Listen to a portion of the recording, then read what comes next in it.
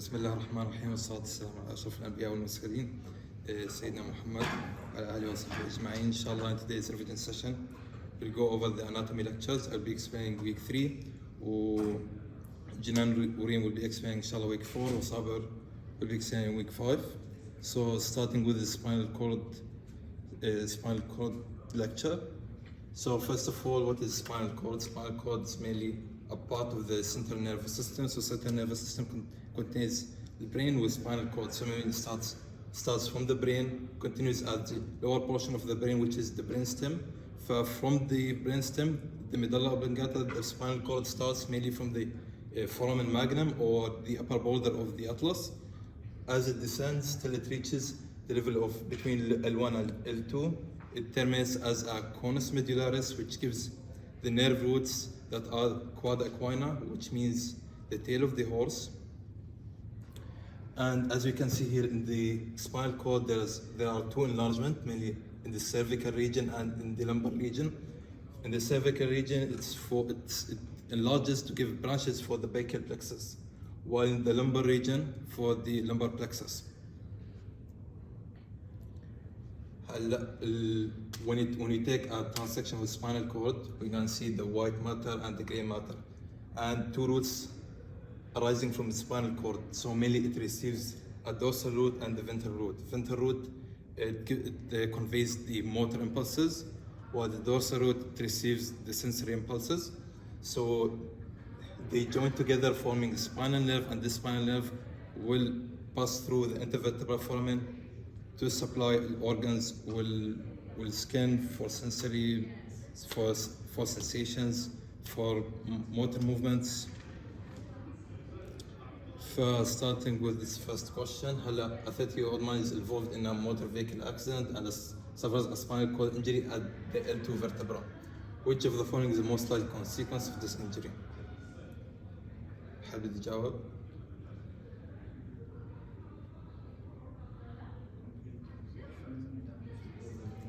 mainly, as we said, the spinal cord terminates at the level between L1 and L2 and gives rise to the quad equina. So mainly an injury at the level of L2 will damage the quad equina.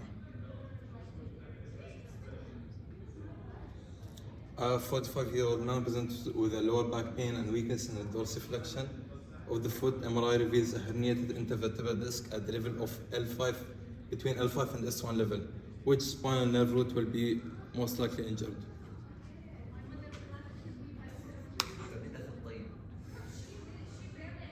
Okay, so mainly here, the spinal node that will be injured is the first sacral. Mainly in hernia. What is disc herniation? So mainly this herniation, either the disc is ruptured or it bulges. When it bulges posterior laterally, because in the posteriorly it's supported by ligament. It mainly herniates posterior laterally because this is the weak spot. Mainly in the lumbar region, the spinal nerve exits the spinal nerve that corresponds to the vertebra above is spared because it escapes early. The one that will mainly be injured is the one corresponding to the vertebra below. So if a disc herniation occurs between the L5 and the S1, the one that will be injured is the spinal nerve that corresponds to the S1. In case if it was between L4 and L5, the one that will be injured was L5. In the cervical region, حكينا in the lumbar region, the spinal nerve that corresponds with the L4 exits below L4. But in the cervical region, it goes above. Between S1 and S2, the one that arises is the C2. Between C1 and C2, the one that arises is C2. In case of herniation between C1 and C2, which one will be injured? The C2. This question. A 50-year-old woman complains of weakness in her shoulder, abduction, and numbness over her lateral upper arm. She also has reduced biceps reflex. MRI of the cervical spine reveals a C4, C5 disc herniation. So there's a herniation between the C4 and C5 vertebra. So mainly which nerve will be injured? The spinal nerve, C5, because C5 is the one that escapes between C4 and C5. هلا in this question, a 4-year-old woman with a metastatic breast cancer is known to have a tumor in the intervertebral foramina between the 4th and 5th cervical vertebra and between the 4th and 5th thoracic vertebra. Which of the following spinal nerve might be damaged? D.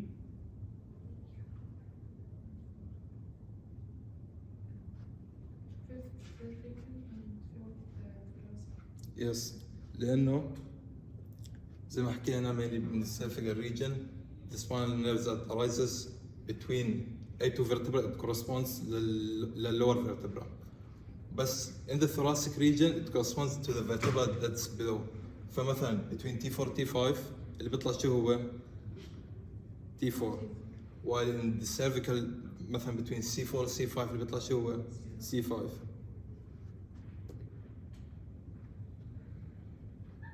حد بده يقرأ؟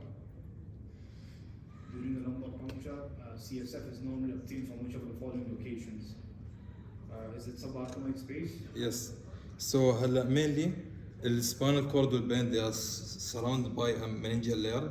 We have three meningeal layers. The most superficial one, which is the dura mater, and deep to it we have the arachnoid mater, and the most deep one that's attached to the spinal cord is the pia mater.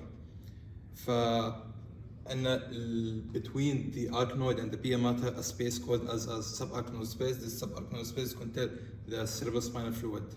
Do you know what is the main function of the cerebrospinal fluid? Protection of the brain. Yeah, come on, show. Stabilize. It mainly also nourishes the neuron cells. It nourishes neuron cells with the nutrients. It also removes the waste of these neuron cells. A part of the pia mater will extend from the end of the conus medullaris and attach to the coccyx. This will be known as the filum terminal. This filum terminal mainly it stabilizes the spinal cord, and also from the pia mater there are lateral extensions. These lateral extensions are known as dentaculate ligaments. These attach the spinal cord to the dura mater. It also holds the spinal cord and stabilizes it. هلا الديورا mater والarachnoid mater they mainly terminate at the level of S2, while the pia mater terminate with the spinal cord between L1 and L2.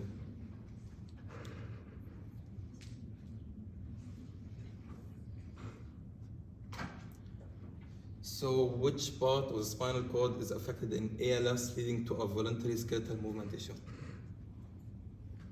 The anterior horn. Yeah. ليش؟ Because the anterior horn is dealing with the motor actions of the spinal cord. Okay, so زي ما حكينا هلا spinal cord والbrain they are mainly made up of white matter and gray matter. هلا white matter contains the tracts. These tracts شو بتسوي؟ It conducts the impulses يا اما من organs it goes up from the spinal cord into the brain, the sensory impulses او motor impulses from the brain along to the spinal cord بعدين into organs, muscles mainly. فهلا الجراي ماتر is divided into lateral horn, anterior horn وكمان posterior horn. هلا posterior horn mainly contains motor cells. These motor cells also known as anterior horn cells. كمان also known as lower motor neuron. في عندنا كمان posterior horn cells. These contains the cells for sensory nerves. وفي عندنا lateral ones are mainly concerned with the sympathetic part of the autonomic nervous system. في عندنا كمان الوايت ماتر. الوايت ماتر is similar to the gray matter, but gray matter are mainly cell bodies. The white matters are tracts. في عندنا anterior white column, posterior والlateral they are similar. The anterior it carries the motor impulses. The posterior contains it conducts the sensory impulses. والlateral the sympathetic كمان sympathetic part of the autonomic nervous system. هلا if a patient presents with erythema and sweating, which part of the spinal cord is affected? Lateral horn. Yeah. Can you explain why, please? هلا mainly erythema and sweating are involuntary actions. They are controlled by the sympathetic nervous system. فالpart of the spinal cord that controls the sympathetic nervous system is the lateral one. هلا where are the cell bodies or sensory neurons located?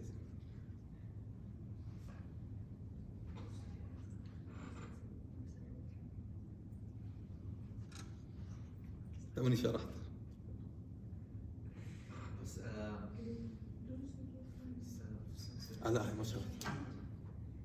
ايه ايوه هلا هلا في عندنا sensory neuron cell bodies في عندنا الموجود بالسنترال وبالبريفرال. هلا البارت تاع السنترال وين بيكون بالبوستيريور هون، اما البارت تاع البريفرال نيرفس سيستم بيكونوا بالدورسال روت جانجليا.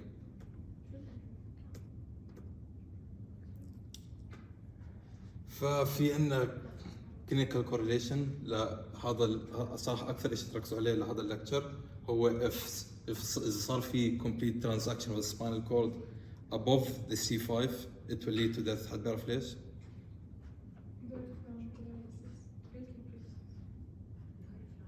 ايوه because we have the nerve roots C3, C4, C5. They mainly control the movement of the diaphragm. The diaphragm it's essential for breathing.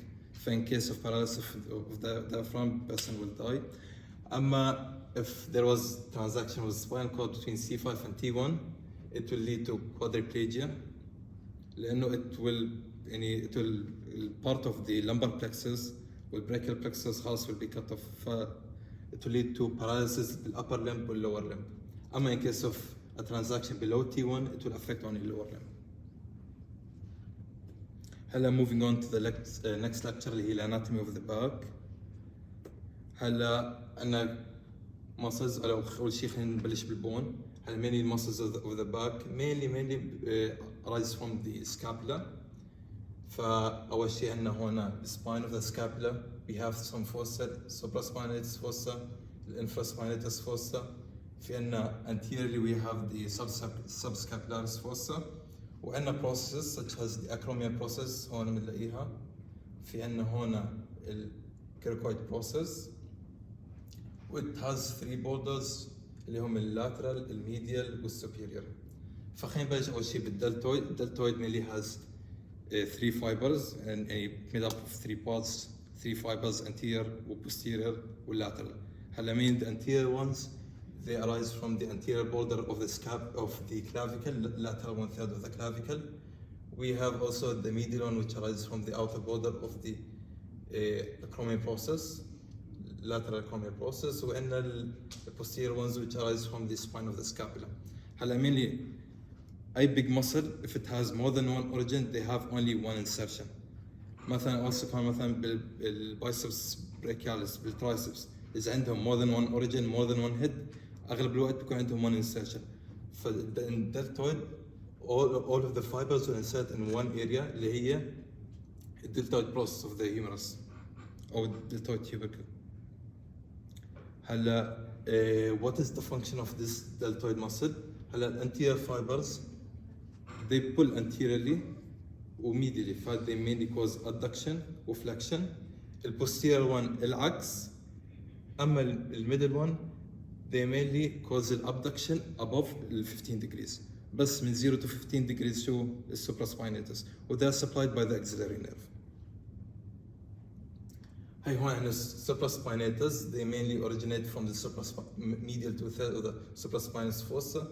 They inserts بالupper impression higher impression of the greater tubercle. it originates من هون it inserts هون. فكيف بتكون الموفمنت لهاي الجهة. it causes mainly show abduction from 0 to 15. They are supplied by suprascapular nerve. And the infraspinatus fossa, they originate from the medial 2/3 of the infraspinous fossa. They insert into the greater tubercle, but mainly in the middle impression. They are supplied also by the suprascapular nerve.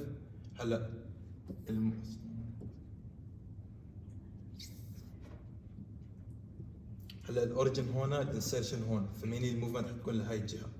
فشو الموفمنت حتكون؟ مينلي lateral rotation. ايوه بس lateral rotation. السبسكابيلاريس كمان من اسمها it originates from the medial 2/3 of the subscapular fossa بس it inserts lesser tuberosity of the humerus. هلا الموفمنت هلا if this is the origin this is the insertion. كيف الموفمنت بتكون toward this direction. It mainly causes to medial rotation. Or it's supplied by the upper and lower subscapular nerves. كمان we have the teres minor. Teres minor, it originates from the upper 2/3 of the lateral border. It inserts below impression of the greater tubercle. فالmovement بتكون لهاي الجهة. It mainly causes you adduction و lateral rotation. و it's supplied also by the axillary nerve. هلا هدول المسلز هم suprascapular fossa, infrascapular fossa, subscapularis and teres minor. They are called rotator cuffs. They have also another function, which is to stabilize the head of the humerus into the glenoid fossa. عندنا كمان teres major. Teres major مش teres minor originated from the upper 2/3. Teres major originated from the lower third of the lateral border of the scapula. It inserts the medial lip of the bicipital groove. Or it causes mainly extension, adduction, and medial rotation. إنه تطلعوا يعني it moves toward this direction. والفايبرز they go anteriorly. فالموفمنت حتكون شو أول شيء medial rotation. كمان رايح لهاي الجهة it causes شو adduction. كمان تسحبها لورا ف it causes extension.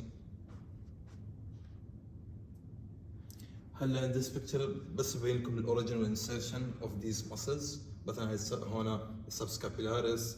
هنا وين؟ هنا عندنا ال supraspinatus, infraspinatus, teres minor, teres major. Also deltoid. Deltoid هنا it originates من هون. وهون ال insertion of the muscles. Upper impression supraspinatus, middle impression infraspinatus, lower impression of the greater tubercle, teres minor. لا شو اسمه subscapularis مش مبين. اوكي مين يقرأ؟ واحدة تفضل. A 32-year-old woman sustains a clavicular fracture during a fall while skiing. She develops weakness in her shoulder, including an inability to abduct her arm past 15 degrees. Which nerve is most likely damaged due to the injury? So past 15 degrees should be the deltoid, so axillary. A. صح. فحكينا المين فانكشن تاعت ال deltoid muscle, middle fibers especially, انه it causes abduction above 15 degrees. من 0 to 15 مين؟ supraspinatus. هلا which nerve supplies the deltoid? Axillary nerve. This axillary nerve was injured in this scenario. هلا a surgeon performing an open shoulder procedure accidentally damaged a structure passing through the upper triangular space. Which of the following is most likely injured? Yes, circumflex scapular artery. هلا wait مش مجون الصورة. اوكي. هلا بالسكابولا يعني او بالشولدر عندنا spaces, 3 spaces, upper triangular, lower triangular والquadrangular. هلا they are formed by 3 muscles و 1 bone. هلا lateral border is formed by the humerus. The medial border is formed by the long head of the triceps. The upper border by the teres minor. Lower border by the teres major. بس في عندنا 4 spaces: quadrangular, upper triangle, lower triangle. هلا من الquadrangular شو بيجينا؟ في عندنا posterior circumflex, humeral artery والاxillary nerve. lower triangular بيجي profunda brachii radial nerve. ومن upper triangular بيجينا circumflex scapular artery.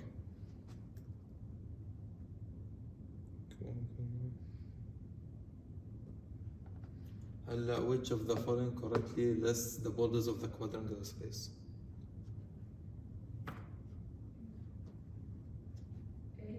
Yes. شو هم اللي حكينا عنهم؟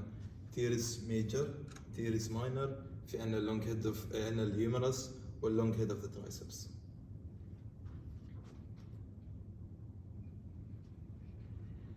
هون حنحكي عن الانستموز تاع السكابولا. فمينلي the scapular anastomosis allows collateral circulation in case of occlusion of which artery?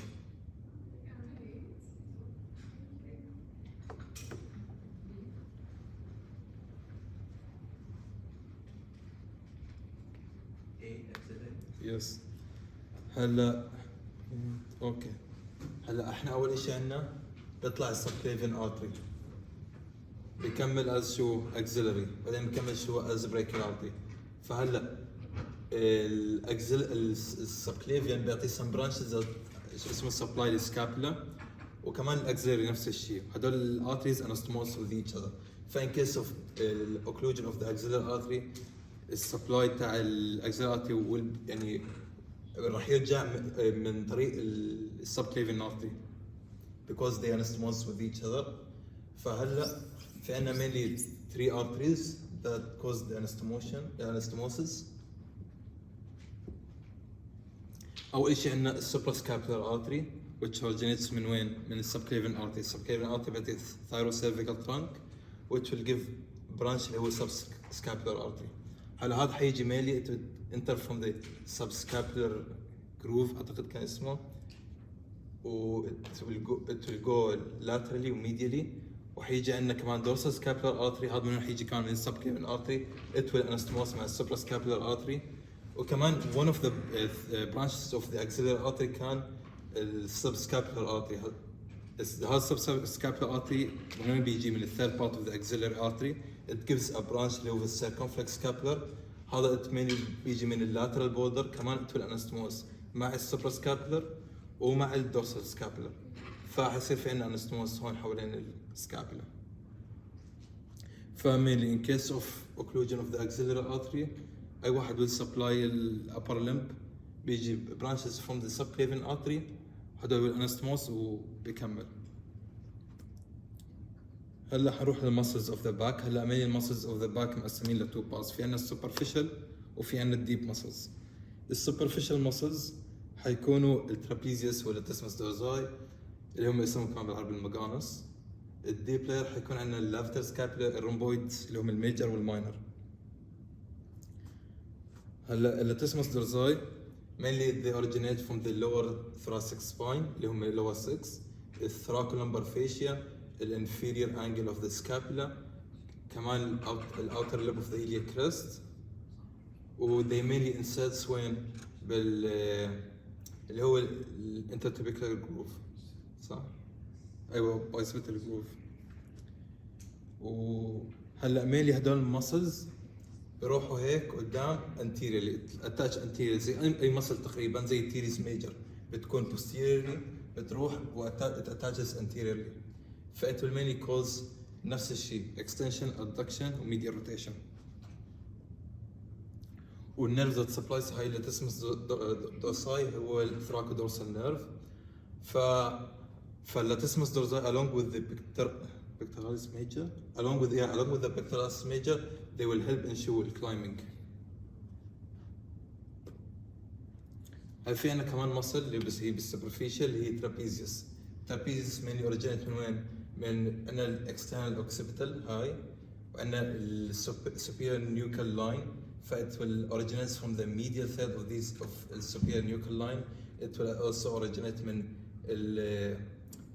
شو اسمه ligamentum nuchae. هذا they are present. هذا ligamentum caused by شو thickening of the supraspinous ligament اللي بيكون على السباين تاع cervical vertebra. كمان it will originate من supraspinous ligament تاع thoracic vertebra. والترابيزيوس will mainly insert وين؟ هلا مش حكينا انه الدلتويد it originates هون. نفس الشيء الترابيزيوس will insert وين؟ فوقها بالضبط.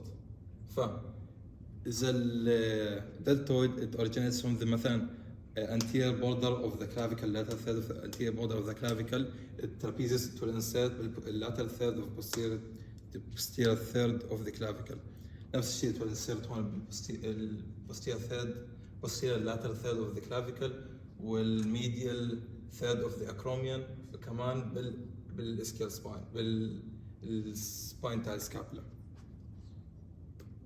هلا النيرف سبلاي تاع الترابيزيوس حيجي ميلي عندنا تو سبلاي عندنا للبروبريوسبشن وللموتور. الموتور من السباينال اكسسوري نيرف البروبريوسبشن من الثيرد وفورث سيرفيكال نيرفز.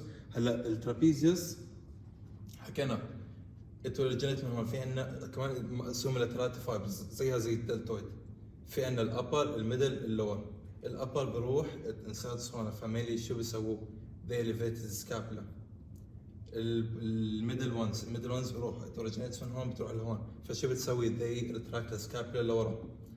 عندنا كمان اللور وانز they originate من هون insert من هون، فشو هتساوي؟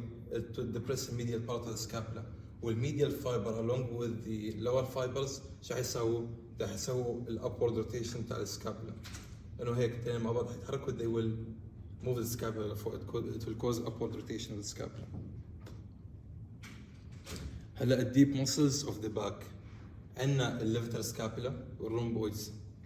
First starting with the levator scapula, they mainly originate from the transverse process of the upper four cervical vertebra.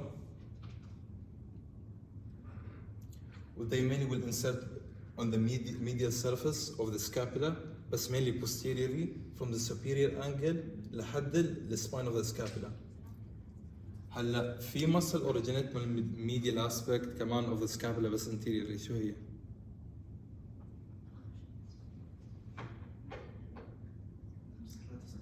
ايوه السيراتس anterior. فمينلي عندنا الليفتر سكابولا والرومبويدز they will attach to the medial surface بس posteriorly. السيراتس anterior حتكون شو anteriorly. فالليفتر سكابولا حكينا الانساتشن بتكون هنا من عند السوبير انجل لحد السباينال سكابولا. هلا النيرف سبلاي تاعت الليفتر سكابولا mainly from the dorsal scapular nerve والبروبريوسبشن من الثيرد and fourth cervical nerves. والاكشن mainly تاعها هي بتطلع فوق اوريجين هون انسرجن هون، فالاكشن تاعها شو حيكون؟ elevation of the scapula، كمان احيانا بتساعد بالروتيشن. عندنا الرومبويدز في عندنا رومبويدز ميجر رومبويدز ماينر. رومبويد ماينر it will mainly originate from the spinous process of C7 و T1 والانسرتس وين؟ بالspine of the scapula. الميديال border of the scapula at the level of شو spine of the scapula. عندنا كمان رومبويد ميجر originate من وين؟ من الspinous process of T2 till T5 والانسرتس بالميديال border of the scapula بس mainly من تحت السباين till the inferior angle. هلا حكينا انه الليفتر سكابولا كمان الميديال fibers of the trapezius كمان they cause retraction بس mainly the main retractors of the scapula are شو؟ الرomboids. فالromboids mainly شو بيسووا؟ they cause the retraction of the scapula also sometimes they cause downward rotation و they're supplied by the same nerve اللي هو dorsal scapular nerve نفس الليفتر سكابولا. هلا a weight lifter complains of difficulty retracting his scapula, injury to which nerve is most likely responsible.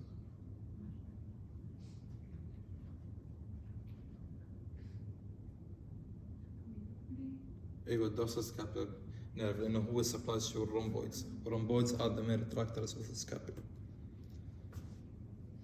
مين يقرأ؟ حد بده يقرأ؟ عادي. After an automobile accident, a back muscle that forms the boundaries of the triangle of auscultation and the lumbar triangle receives no blood. Which of the following muscles might be ischemic? See? ايوه لا تسمى استوزع. هلا عندنا mainly we have two triangles بالباك. عندنا الاوسكالتيشن تراينجل وعندنا اللمبر تراينجل. هلا شو البوردرز تاعون الاوسكالتيشن تراينجل؟ عندنا اللاترال بوردر of the trapezius, upper border of the latissimus dorsi والميديال border of the scapula. هدول الثلاثة they form شو؟ الاوسكالتيشن تراينجل. هلا في عندنا اللمبر تراينجل بتكون تحت it's formed كمان by شو؟ اللاترال border تاع latissimus dorsi. فالمين muscle that forms borders تاع الاوسكالتيشن تراينجل واللمبر تراينجل هي شو؟ latissimus dorsi. هنروح للاناتومي اوف ذا ارم. نفس.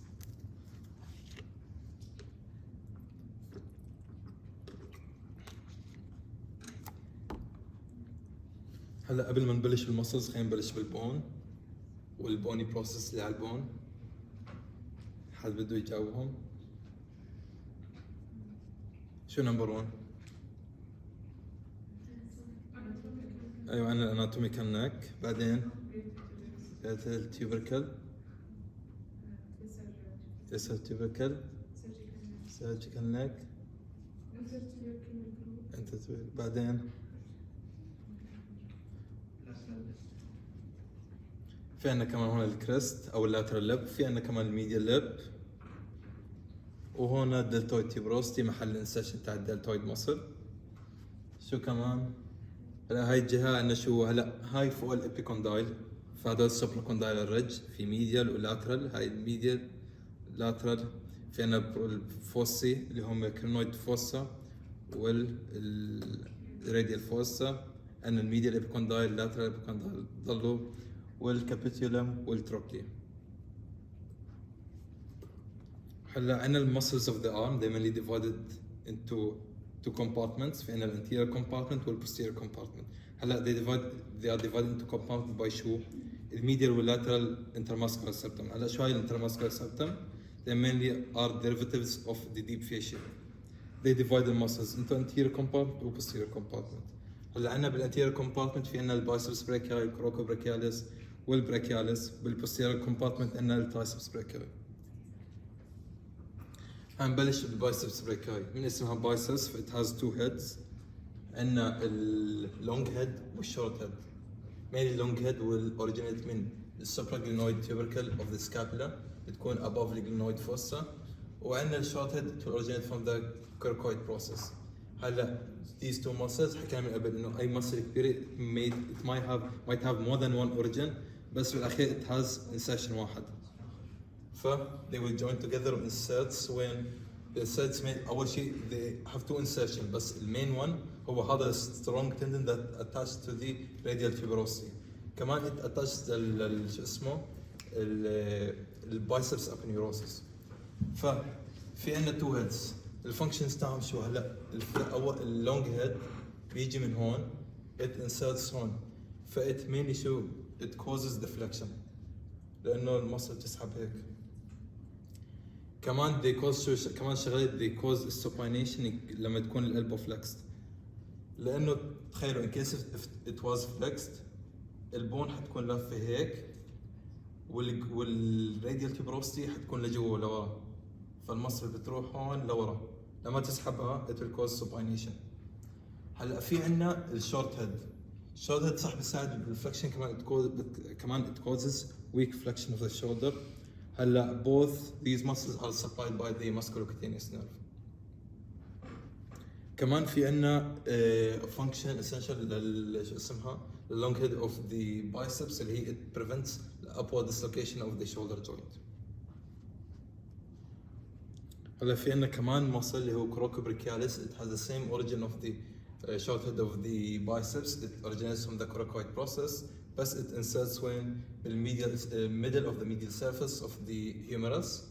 it causes شو is the origin هون insertion هون it causes شو reflection of the shoulder joint. كمان it's supplied by the musculocutaneous nerve. كمان along with flexion it causes adduction. هلا في عندنا البراكياليس. صح حكينا انه البايسبس براكاي هي الفلكسر of the elbow بس mainly the main flexor هي البراكياليس. هلا it originates زي ما شايفين from the anterior surface of the humerus lower middle surface of anterior surface of the humerus with inserts when بالulnar tuberosity. it has more than one nerve supply. it's supplied by the musculocutaneous nerve along with that كمان من radial nerve. main function of هاي المسل شو الاوريجن هون insertion هون muscles تطلع لهيك it causes شو mainly flexion which is the main flexor of the elbow joint. هلا عندنا الترايسبس. الترايسبس هاي mainly بالposterior compartment. it is made up of three heads زي البايسبس. اخر اشي it has one insertion. three origins بس one insertion. نبلش اول شي باللونج هيد. هلا حكينا اللونج هيد of the biceps originate من وين؟ من السوبراجلينويد fossa of the scapula. اما هاي originate من الانفراجلينويد. عندنا كمان اللونج هيد واللونج lateral head والميديال هيد. هلا اللاترال هيد it will originate من upper part of the posterior surface. الميديال هيد من lower part lower half. والتين will insert بالulnar tuberosity. They are supplied mainly by the radial nerve. the action of it شو بتساوي؟ ما دام الاوريجن هون والانسيرشن هون it causes extension of the elbow joint.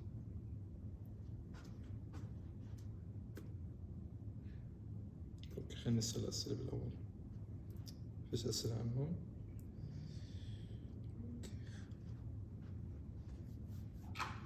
حد يقرأ؟ أنا بقرأ. تفضل. During the course of the radial nerve, the radial nerve was injured in the posterior compartment of the arm. Which of the following muscle is most likely to be saved from paralysis? Which one? ايوه. The long head of the tricep. اوكي هلا mainly هلا before هلا الراديال نيرف مش قلنا it supplies 3 head of the triceps بس it gives 3 separate branches. ف during the course of the radial nerve before it goes into the posterior compartment it gives the branch of the long head of the triceps. ف in case of injury of the radial nerve posterior compartment the only muscle that will be spared هي long head of the triceps. هلا خلينا نحكي عن الكورس اوف ذا نيرفز اللي mainly supply المسلز اوف ذا ارم. اول شيء نبلش بالماسكولوكوتينيوس نيرف.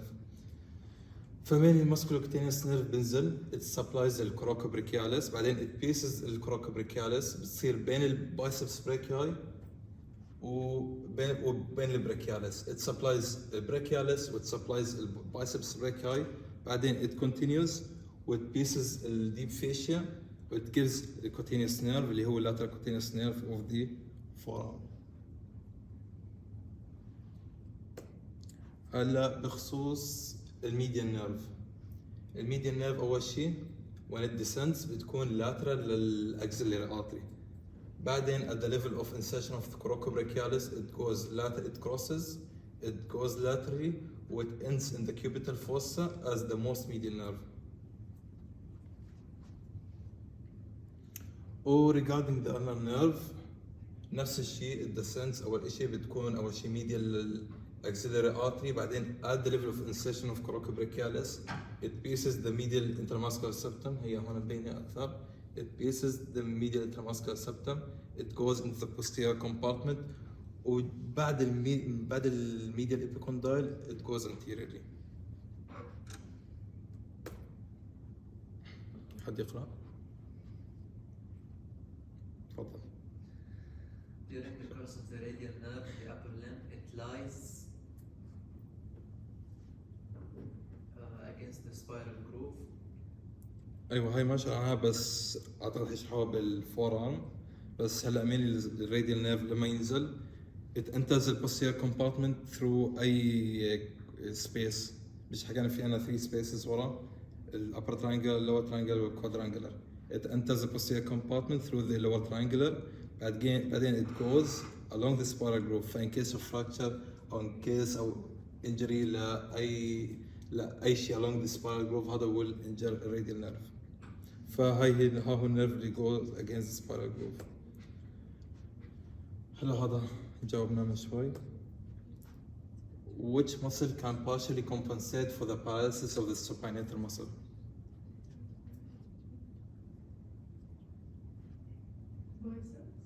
أيوة البايسبس إنه حكينا it has mainly 2 functions. واحدة اللي هي شو flexion of the elbow. تاني function it causes شو supination during flexed elbow. It's mainly also considered as supinator. In case of paralysis with supinator muscles, it can compensate. At 25-year-old male is involved in a motorbike accident and sustains a stab wound to the medial side of his upper arm. He presents with weakness in shoulder flexion, loss of sensation over the lateral forearm. Which muscle is most likely injured?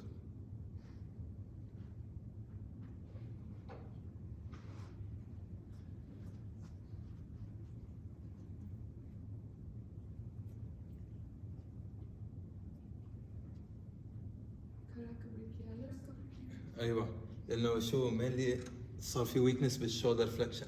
اي وحده من المسلز اللي كوز شولدر فليكشن حكينا الكوروكوبريكيالز كمان الشورت هيد اوف ذا بايسبس بس شورت هيد اوف ذا بايسبس كوز only it's a weak flexor of the shoulder joint. ف mainly الكوروكوبريكيالز كمان also البايسبس بريكاي مش موجود الكوشن. A bodybuilder experienced an injury that caused pain and difficulty flexing the elbow while the forearm is pronated. Which muscle most likely is still functional and able to assist elbow flexion? صح brachialis. حكينا أول إشي إنه شو البريكياليس هي المين فلكسر وبس. كمان الفورم is pronated. فمينلي البريكاليس بتكون more powerful during pronation of the forearm. هلا آخر إشي clinical correlation in cases of fracture. في عنا mnemonic RMU. فأول إشي a fracture هون across the surgical neck حيسوي شو injury to the axillary nerve. حيسوينا شو flat shoulder paralysis للdeltoid muscle. A fracture along the spiral groove injury لشو radial nerve. حيصير فيه شو واحد wrist drop، اثنين weakness of the triceps فما بصير فيه extension. في عنا هون كمان fracture along the supracondylar ridge، شو حيصير فيه injury للميديان nerve. واخر اشي along the medial epicondyle، في ورا الميديال epicondyle شو what goes behind the medial epicondyle الالنر nerve، فحيصير في injury للالنر nerve وبس.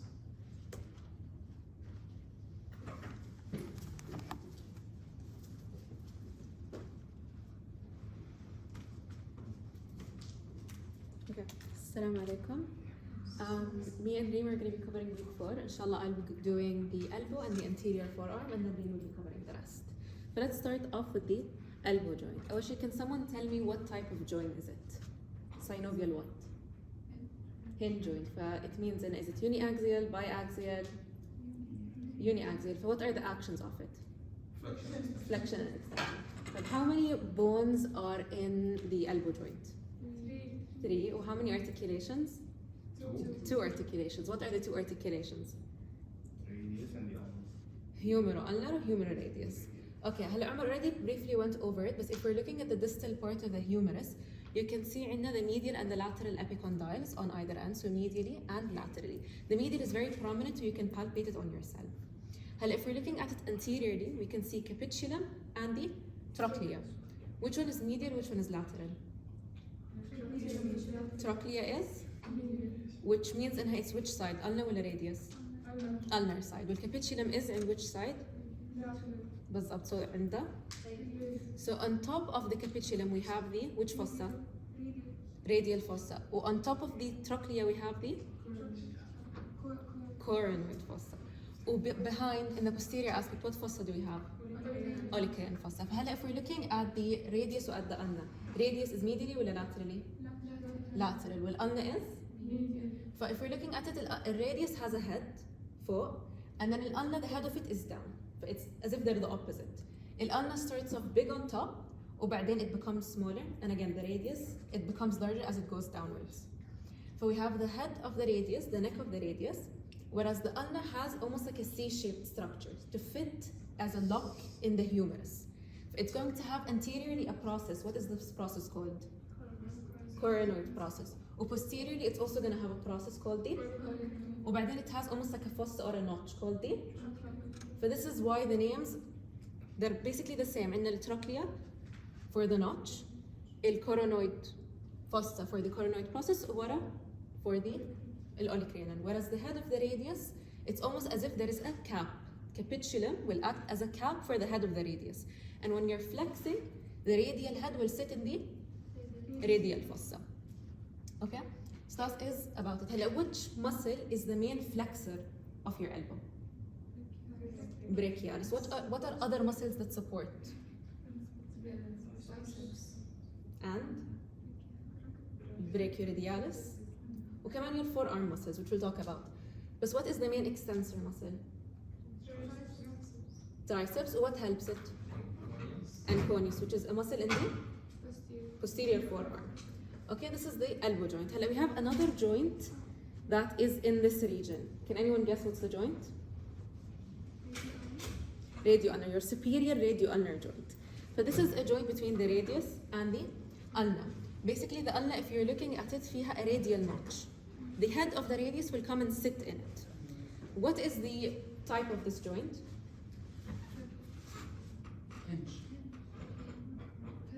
No.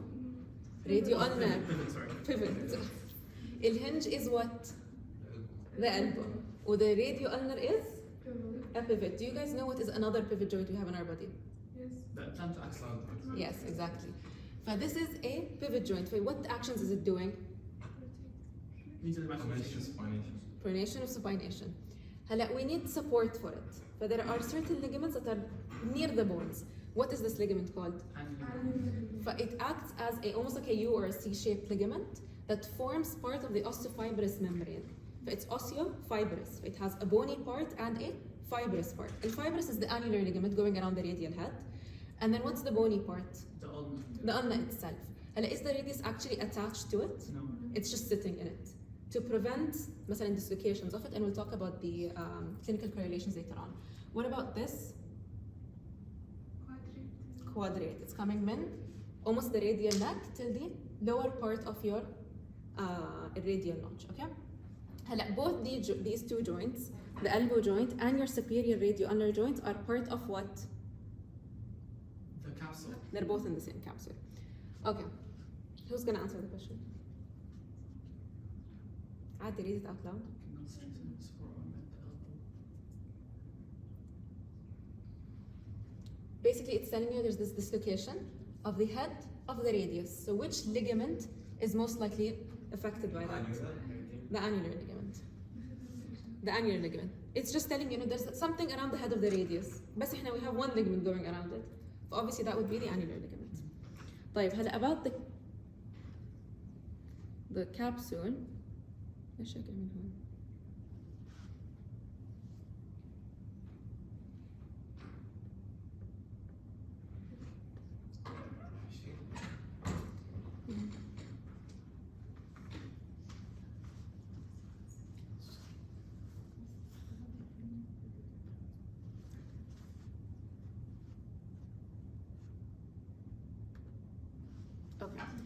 The capsule is a synovial capsule. All of our joints, the synovial joints on our body, they have a capsule surrounding them. They have two layers. عندنا a fibrous outer layer, and it's supported جوا من الsynovial. And what's the point of this fibrous outer layer? Strength? Yeah, to strengthen it. أما the synovial membrane, what does it do? Lubrication. What does it secrete? Synovial The fluid. synovial fluid for lubrication to ease the movements. It's very important to understand the capsule and know what are the bony parts that are in it, what are the structures اللي برا. If we're looking at it, let's look at it anteriorly. First of all, على the humerus. So it's going around the capitulum, then over the radial fossa, over the coronoid fossa, and then around the trochlea. So your epicondyles are not part of it. But then if you're looking at it posteriorly, برضو على the humerus, it's going around the olecranon fossa. If we're looking at it inferiorly, it's going around the coronoid process, the annular ligament, so it's wrapping on the annular ligament, and then around the margins of the olecranon. Is the olecranon part of it? No. Are the epicondyles part of the fossa, of the capsule, sorry? لا. Okay, if you just understand it. هلا, let's say for instance there's an infection or there's inflammation, there's septic arthritis specific to this joint, or to this capsule. Is it only the elbow joint that's going to be affected? No. Both joints are going to be affected. So the person might complain of problems, flexion and extension, and also problems in supination and pronation, because the entire capsule is affected. Is the annular ligament included within the capsule? The capsule will wrap around it. It's as if يعني الكبسول ماشية and it's holding around the annular ligament. It's like the attachment of it. يعني صح, it's attaching to مثلا the coronoid process. It's also attaching to the annular ligament itself. يعني So it's attaching to the annular ligament. So it's like a ball and it's wrapping around the ball. بالضبط. It's a structure هيك ماسكة and it's wrapping around the structure. It's going around. The annular ligament is deeper structure. So it's within the capsule. Yes. Okay. Yeah, kind of. It's like attaching to it. هلا the job of the elbow is to flex and extend.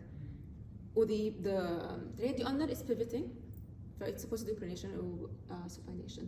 هلا do we need abduction and adduction? No. لا, it's not supposed to. Abduction and adduction will happen from مثلا your shoulder or from مثلا from the wrist, sorry. So what is there to support the capsule? The radial and the ulnar. The radial and the ulnar collateral ligaments. Let's look at them. Ulnar collateral, is it one ligament or is it more than one ligament? Ulnar is 3. It's 3. What are they? There's an oblique band. Anterior, posterior, oblique. So this is your anterior, this is your posterior, this is your oblique.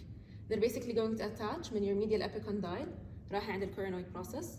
Then the posterior is from the medial epicondyle till the olecranon, and then the oblique is basically attaching the two bands together. So what does the ulnar collateral do? Does it prevent abduction ولا adduction? Prevents valgus. ماشي, we'll come to that. Abduction ولا adduction? This. Abduction. So it's here, it's medially. It will act to add tension to prevent it from going outside. Is it valgus or is it varus? Valgus. Vulgus. And honestly, it's very confusing. Just remember, vulgus has an L, ulnar has an L. Okay? Varus is for the radius, RR. But the radius is, hello, in your PowerPoint, it doesn't look like this exactly. It's basically a triangular shaped. But it's ultimately going to come from the lateral epicondyle. It will go and attach near the radius and the annular ligament. And it also attaches on the ulna. It almost acts like a triangle. And does it prevent abduction or adduction? Adduction. Which is? Moving inside. Varus. بالضبط. Okay? So we don't have support anteriorly and posteriorly. The capsule is weak to allow flexion and extension. But medially laterally, it's permitting more support. And I have a question. At which position is your joint the most stable? When it's flexed or is it extended? It's the most stable when it's flexed. Extended. Extended. Why is it the most stable when it's Because extended? the organ process is locked. It's locked inside. So the stability comes from the bones. When I start to flex it, what is playing the role in stabilizing it? The ligaments. So when it's extended, it's very stable. It's more stable than when it's flexed, but you still need support. And the olecranon is coming out of the fossa. So these will play a role. So if I tell you, مثلا, in which position is it most likely to مثلا, dislocate or fracture? When it's more stable. It's stable, it's tight. يعني basically, if I tell you, مثلا, take a very pliable piece of مثلا a wire, and I tell you hit it, it's not gonna break. But if you take a wood or you hit it, it's gonna break. But the more it's stable, the more likely it is to fracture and break. فأصلا when we talk about the clinical correlations, you'll see إن مثلا a child falling on an extended arm, or مثلا if you're pulling a child with their arms extended, so it's always extended, it's more liable to get damaged.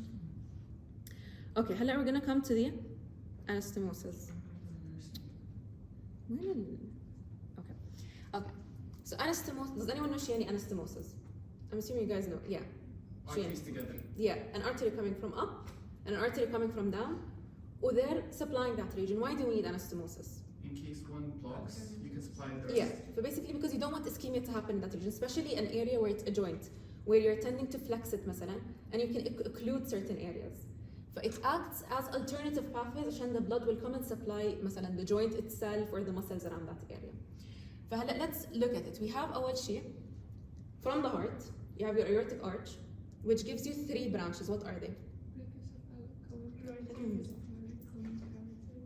Can you say that again? The aortic arch has 3 branches coming out of it. What are they? We want to start year ones. Let's start from the beginning to understand من وين جاي السبclavian. From the brachiocephalic trunk, right? Yeah, but that's from the right side. Yes. The left side. Left side you have the Directly from the aorta. The aortic arch gives 3 branches. صح? The brachiocephalic, and then it's going to give the left common carotid and the left subclavian.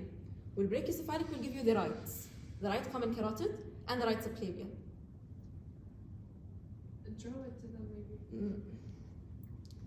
Can I ask them? Yeah. Okay. The وين؟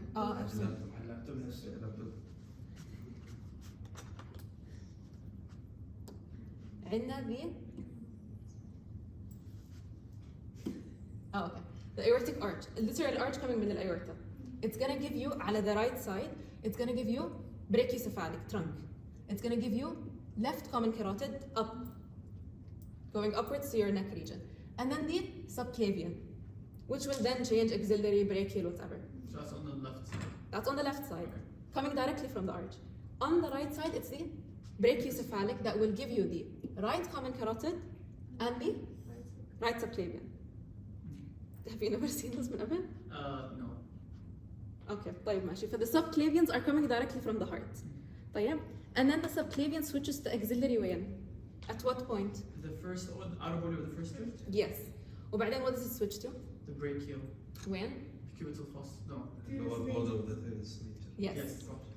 At teres major. It becomes the brachial artery. But the brachial artery will go down and then it gives a very important branch posteriorly. What's it called?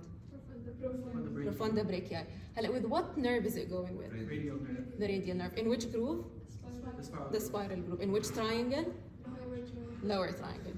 Lower triangular space. Okay? وبعدين this is the profunda posteriorly. It's also going more medial or lateral? Lateral.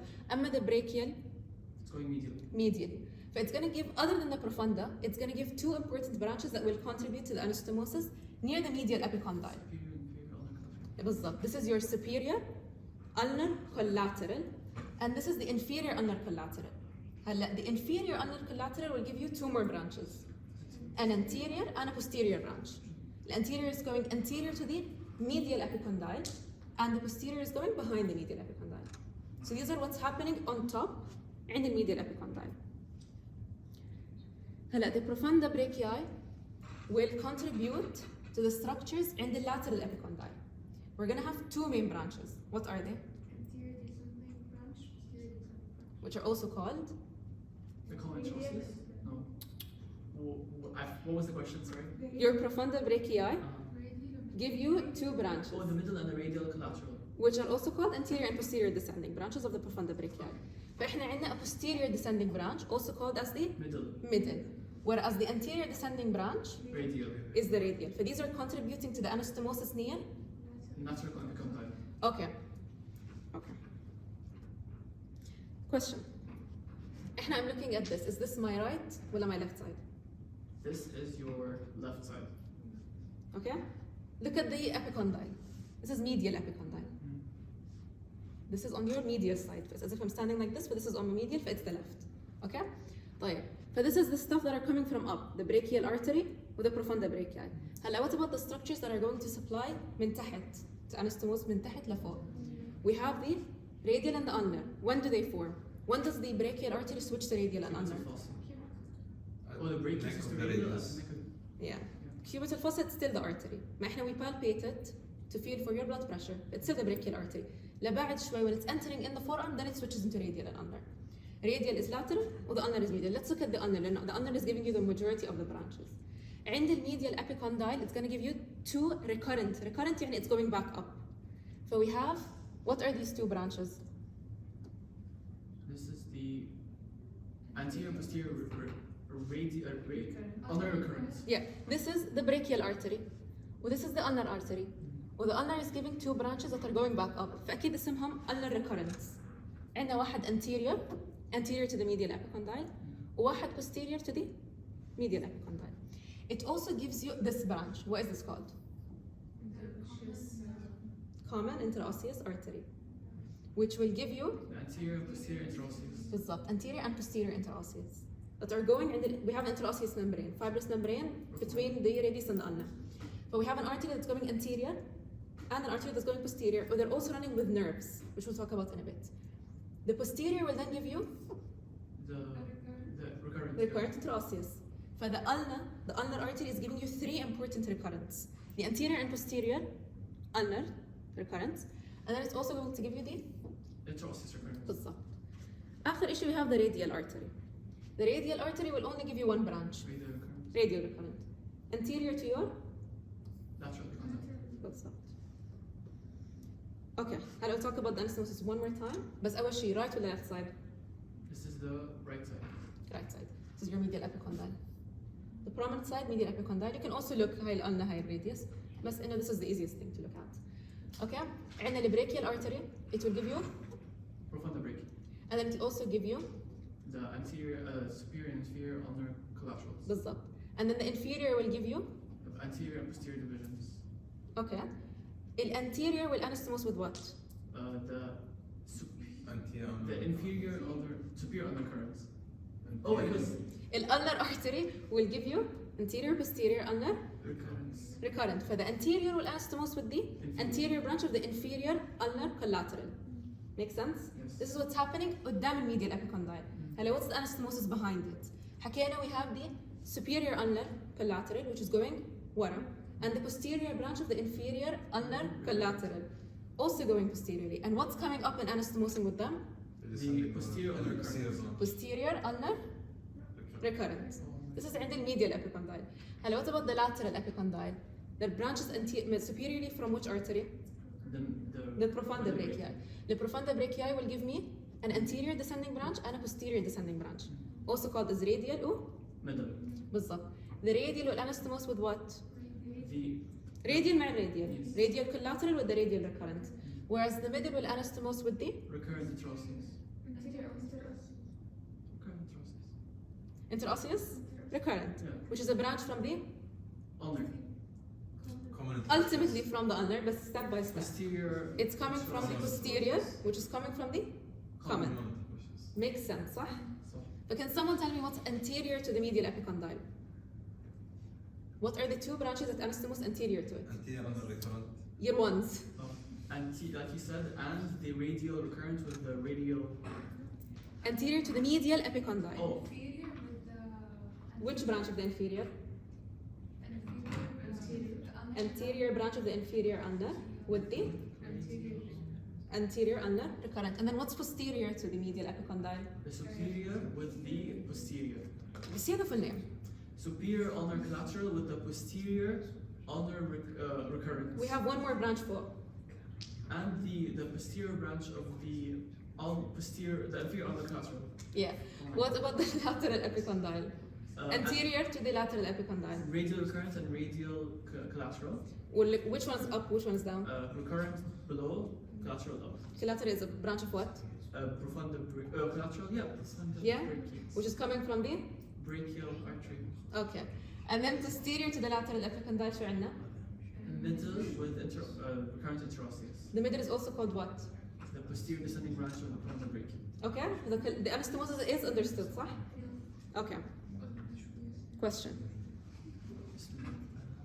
A 58-year-old blah, blah, you have it's on the medial side of the elbow. A major nerve was repaired at the site. And they're basically talking about an artery that's accompanying that nerve in that pathway and the medial epicondyle. That's all you need to know. Yeah.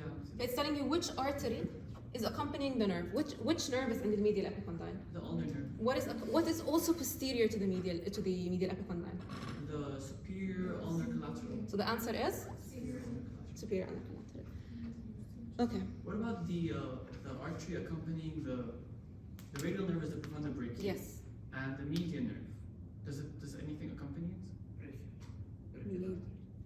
Brachial? Okay. Clinical correlations. What is this? Nursemaid's elbow. No, she nursemaid's elbow.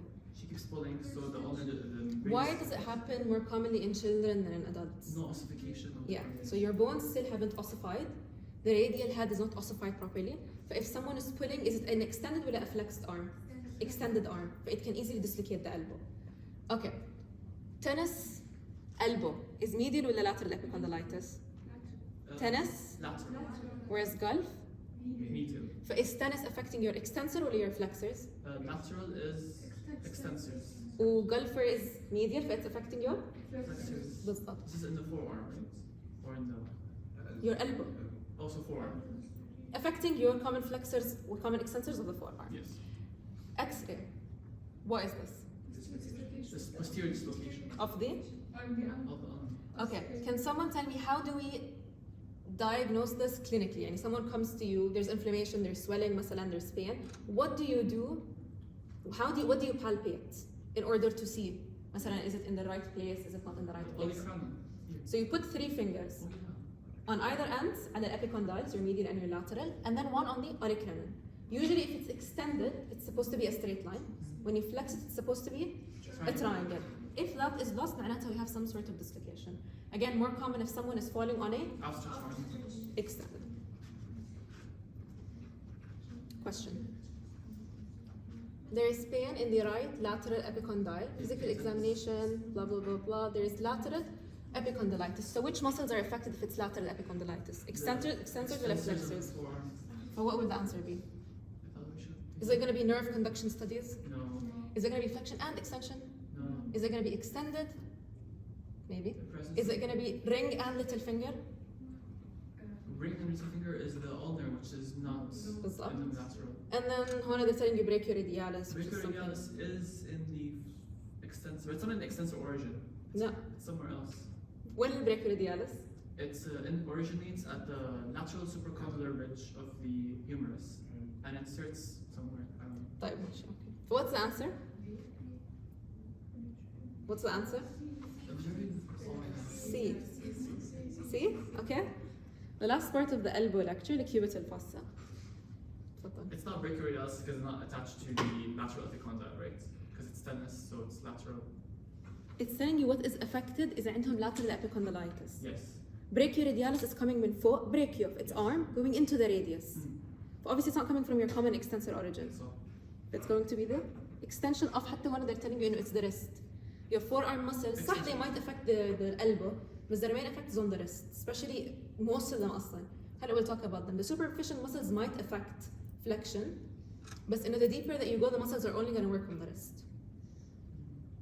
Cubital fossa. Does anyone know what is something similar to it, but we see it in the lower limb? the knee, Year ones. femoral Year ones. Popliteal. Yes, popliteal fossa. But is it anterior or posterior? Is it anterior or posterior popliteal fossa? posterior To what? to the knee, Well, this is anterior to the? elbow. Okay. The boundaries of it, عندنا أول شيء it's a triangle. So we have a base. It's an imaginary line من your median epicondyle to the lateral epicondyle. And then we have the boundaries on either ends. Medially it's formed by the, or laterally it's formed by the, Radialis. and then what is the apex? The apex. It's basically brachioradialis going on top of pronator teres. So it forms an apex. But this is a triangle. Imaginary line, pronator, brachioradialis, and an apex. هلا we have to look at the contents of it. عندنا أول شيء your skin, the superficial fascia, the deep fascia, then structures that are inside. This is the reason that we're looking into this cubital fossa, and then the floor. The superficial fascia will have the veins, your superficial veins, and also has cutaneous nerves. Cephalic vein or basilic veins, which one is medial, which one is lateral? Cephalic is lateral, Or basilic vein is? medial, Or they're connected by the, medial cubital vein, which vein do we use to draw blood? medial cubital vein. Why veins, not arteries? Because of the pulsatile pressure in the arteries, That's one reason. Another reason, it's hard to puncture. ماشي. superficial. Yeah, veins are more superficial. What do we use arteries for? There is one thing that we might use arteries for, draw blood out of them. ABGs, arterial blood gases. It's called arterial blood gases. So you draw blood from the arteries, and you use that. Okay, your deep fascia is the barcipital aponeurosis. Okay, هلا the contents of it. I'm pretty sure you all have heard of it, MBBR. We're going from most medial to lateral. Medially عندنا the, Medial nerve. and then when you're doing blood pressure, you tell the patient flex your arm, you palpate the tendon, or you go medial to the tendon, and the feel the Brachial brachial show. artery, Yeah. So what's medial to the tendon? brachial artery. فعندنا the tendon, the artery, and then on either end عندنا nerves. Median nerve, And radial nerve. radial nerve. That's the content of it. So laterally is the radial nerve, Yes. and then Medially, median nerve. and then If you go medial to lateral, we're going like this. so Median nerve. median nerve, and then is it the biceps aneurysis or the brachial? You again, you're doing blood pressure. A patient comes to you, flex their arm, you feel the tendon. You go medial or lateral to the tendon to feel the artery. Lateral. انت flex it. How do you palpate for your brachial artery? Here. Is that medial or lateral? That's medial. طيب. Oh, okay. Is it medial or lateral to the tendon? Median. بالضبط. What's the most lateral? Oh, I see. Most lateral should be the radial nerve. Yes.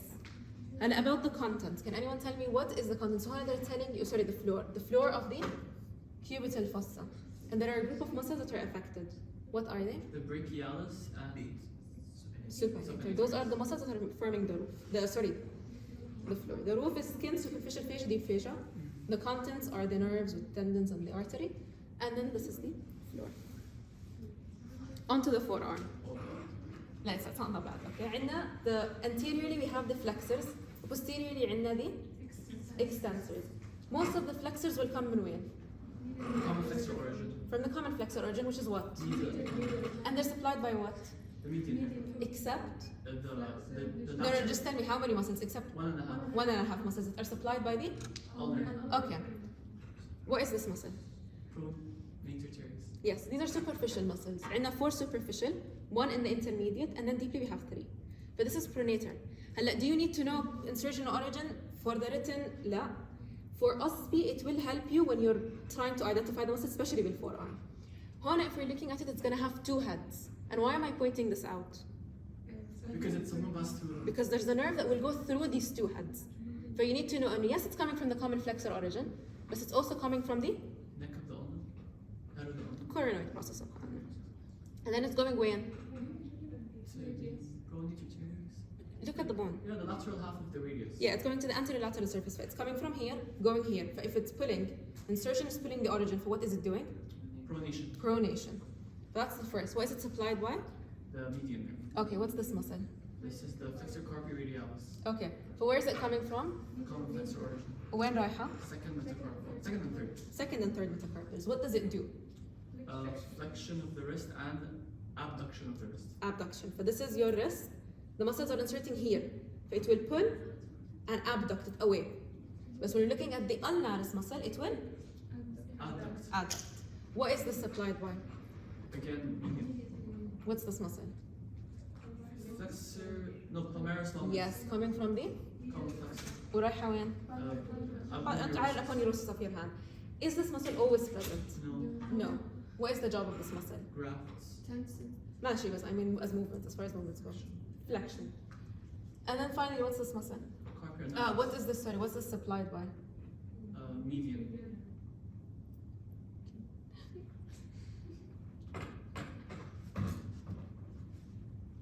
Oh, it's fine.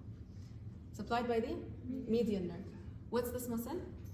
Ulnaris. Flexor carpi ulnaris. Again, does it have one or two heads? One. Flexor carpi ulnaris? Yes. And the two muscles that are important to remember in the anterior forearm, they have two heads, then there are nerves passing through them. Oh, Your pronator teres, which nerve goes through it? median.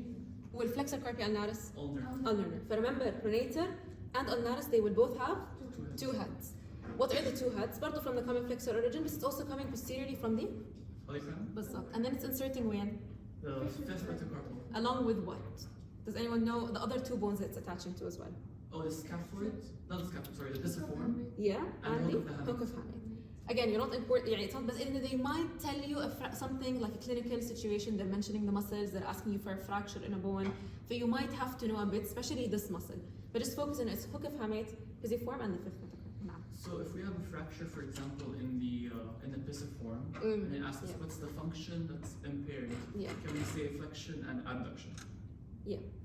But again, because there's so many muscles that are flexing it, it's not entirely going to be lost. Then you have so many other muscles that are going to compensate for that action. It might slightly weaken it. But طالما I still have other muscles that are working normally, and they're attaching to different areas, they're going to be fine. Okay, what nerve supplies this? Ulnar. But this is the 1 out of 1.5 muscles that's supplied by the ulnar nerve. For the superficially عندي 4 muscles: pronator teres, flexor carpi, Palmaris longus. flexor carpi radialis, palmaris longus, flexor carpi ulnaris.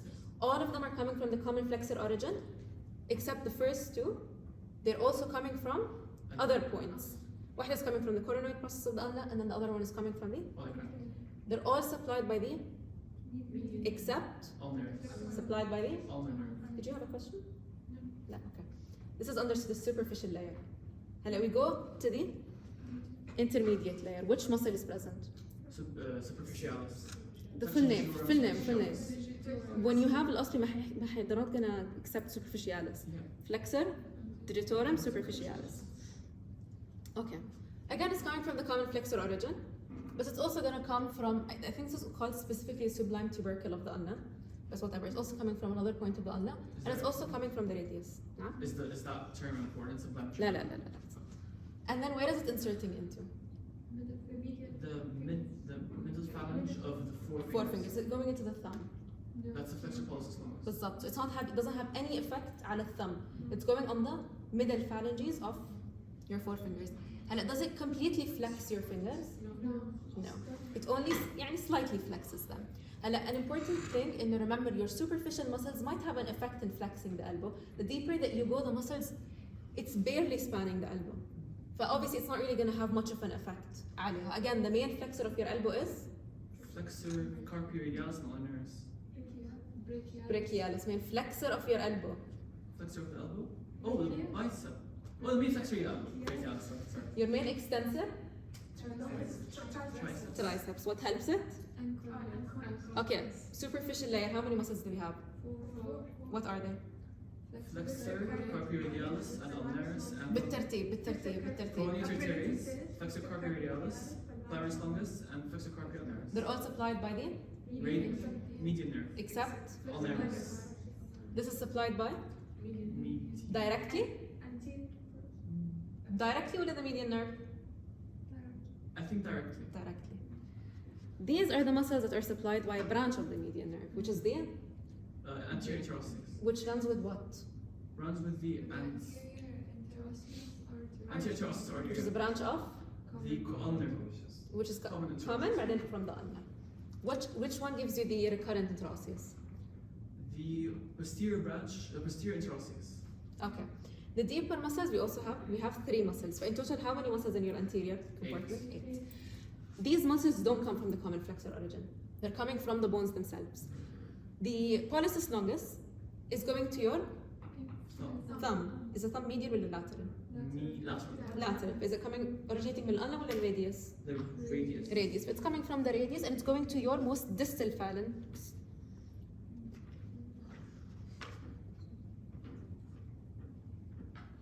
To the most distal. So what does it do to the thumb? Flexion. Flexes the thumb. What branch supplies it? The anterior interosseous Nerve. The arterial supply of the muscles aren't that important. Yeah, they're not going to actually ask you what is the artery that supplies the muscle. Nerves, they will ask you, this nerve is damaged, what muscle is lost? But this is supplied by the? Anterior interosseous. Okay. What's this muscle? Flexor digitorum profundus. This is long. This is pollicis longus. This is? Profundus. It's going from the neck of the ulnar. من الألنا and then going to the distal. Compared to the superficialis, which was where رايحة. More superficial. It was going on the middle. Yes. This is going more distally. Yes. So what's the difference between their action? Yeah. هلا they're both gonna flex your wrist. By the way, the wrist is what type of joint? Ellipsoid. Ellipsoid. So what actions does it do? Sorry. Okay, طيب آسفة. Okay. So we have, these are going and inserting into the most distal part. So what are they gonna do? Complete? Flexion. Whereas the superficialis was? Only flexion of the proximal. It's just slight flexion. But complete flexion is by this muscle. Or this muscle? Ponyta quadratus. Yeah. Is it going من الألنا للراديوس ولا من الراديوس للألنا؟ Ulnar radius. وشو بتعمل؟ Pronation. Yeah, it's literally called Ponyta quadratus. teres. شو اسمها? Ponyta quadratus. What is it supplied by? Probably the anterior interosseous. كلهم these muscles are by the anterior interosseous. Except, The profundus, partially by the ulnar nerve. yeah.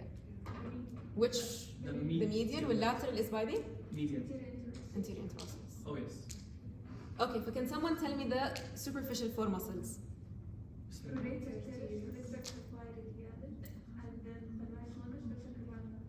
Which one is not supplied by the median nerve? Okay, which one has 2 heads? Which one has the median nerve passing through it? Yeah? Sorry, and then the ulnar nerve is going in? Okay, what is your middle layer? Your intermediate layer, which muscle? Flexor digitorum superficialis. Does it completely flex your fingers or la? Partially. Which nerve supplies it? The median nerve directly. And then your deep layer has Flexor. 3 muscles, which are? The pronti quadratus. طيب. Pollicis and digitorum profundus. طيب. Which one is supplied by the median nerve? The lateral half of the profundus. All of them are. All of them are correct. None of them are directly supplied by the median nerve. They're supplied by a branch of the median nerve, which is your? Anterior interosseous. Are they all supplied by the anterior interosseous? No. The medial side of the Profundus is supplied by the? Ulnar nerve. So the muscles are done. Okay? A patient with a deep stab indicates blah, blah, having a lesion in the anterior interosseous. Which muscles are paralyzed? Anterior interosseous, so we're looking at the deeper layer. For which one of these are deeper forearm? Pollicis longus and brevis? Brevis is which where? Where do we find it? Brevis in the thumb. Yeah, it's muscles of your hand. Intrinsic, Opponus pollicis, intrinsic hand muscle. pronator quadratus and profundus. Are they both? I don't think they're both getting paralyzed. But are they both supplied by the anterior Yes. interosseous? طيب ماشي, let's go to the other one. Profundus and superficialis? No. No. Brevis and pronator quadratus? No. What supplies this? The anterior interosseous. What supplies this? The flexor pollicis brevis is part of the median nerve. Okay. Superficialis is supplied by the? Median nerve. So what's the answer? C. But even if you're like, okay, but profundus is technically half-half, but ultimately if you're eliminating it, it's the most correct one. If half of the muscle is paralyzed, there's only so much that can be, compensated. Okay. آخر issue we're going to talk about the two nerves. حكينا we have the median nerve and the ulnar nerve. What is the root value of the median nerve? All. C5, C6, C7, C8 and T1. And it has two roots. And medial roots which are coming from your The upper and lower trunks. Upper from your lateral and your medial cord. They will give you medial and lateral branch to give you the median nerve. But can someone tell me the general course of the median nerve? Outline it. Omar did go over them. Did you go over the median or بس ulnar? Median. Yeah, tell me. Yeah. Okay, so it starts as lateral, and To at the what? level of the insertion. Lateral to what? Lateral to the brachial artery, بعدين. and at the level of the insertion of the coracobrachialis, I believe, it goes medial over the brachial artery, and it pierces whatever medial intermuscular. It's always anterior, right? It's not piercing. Yeah. What's piercing? The ulnar. Ulnar. Hi, it's just continuing فوق. هلا cubital fossa, where do we find it? In the anterior medial epicondyle. Oh, Okay, ماشي, which yeah, means along that the it's the. supracondylar ridge of the. Why are you complicating it? Yeah. بالcubital fossa, where do we find it? Most بس هلا عملنا حكينا MBBR, فاit's the most medial. What's the most lateral? The radial nerve. وبعد الradial nerve we have the tendon ولا the artery? Well, the most medial is the يعني compared to the tendon, I mean الartery. But this is going down, descending in the arm. Does it give any branches in your arm? No. It starts off أول إشي lateral to the brachial artery. بعدين at the level of insertion, remember, level of insertion of coracobrachialis, a lot of things will happen. Yeah, musculocutaneous branch, the nerve will also have some changes happening. You will also have a median and the ulnar nerve. There's changes happening in them. So the median nerve will descend. It will become medial to the artery, and then it's descending most medial in the cubital fossa. Between what muscle is it going? Yani which head is it going? It's going between the two. Pronator teres. And then between which two muscles? The profundus and superficialis. بالضبط. It's going حكينا we have the superficial muscles, two muscles that have two heads, pronator teres and flexor carpi. But the median nerve is going through that, through the head of the pronator teres, and then it's descending downward, and it's giving you what artery? What nerve? Sorry. The anterior interosseous. Anterior interosseous, which is running with what? Running the anterior interosseous artery. Okay. Then it's gonna supply the muscles. Which muscles is it gonna directly supply? Median nerve. Pronator quadratus. The Pronator. Yeah, quadratus. Median nerve. لا لا لا median nerve. I mean median nerve أول شيء بالبداية. Everything but the. Pronator teres, flexor carpi, radialis, palmaris longus. No. Yeah, not ulnar. And then your Superficialis. superficialis. والanterior interosseous will take the rest. طبعا except your medial half and the flexor carpi ulnaris. طيب. It's gonna descend downwards, and then in the hand or the wrist region, what does it do?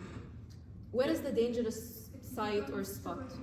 Yeah, 5 centimeters بالضبط above the wrist or your flexor retinaculum. It's gonna become very superficial, but it can easily get injured. But then it goes underneath. So what do we worry about in this case? What syndrome do we worry about? Carpal tunnel. I'm not gonna explain it. Saber will explain the rest. طيب, but then it's gonna go and it's going to supply what does it give you?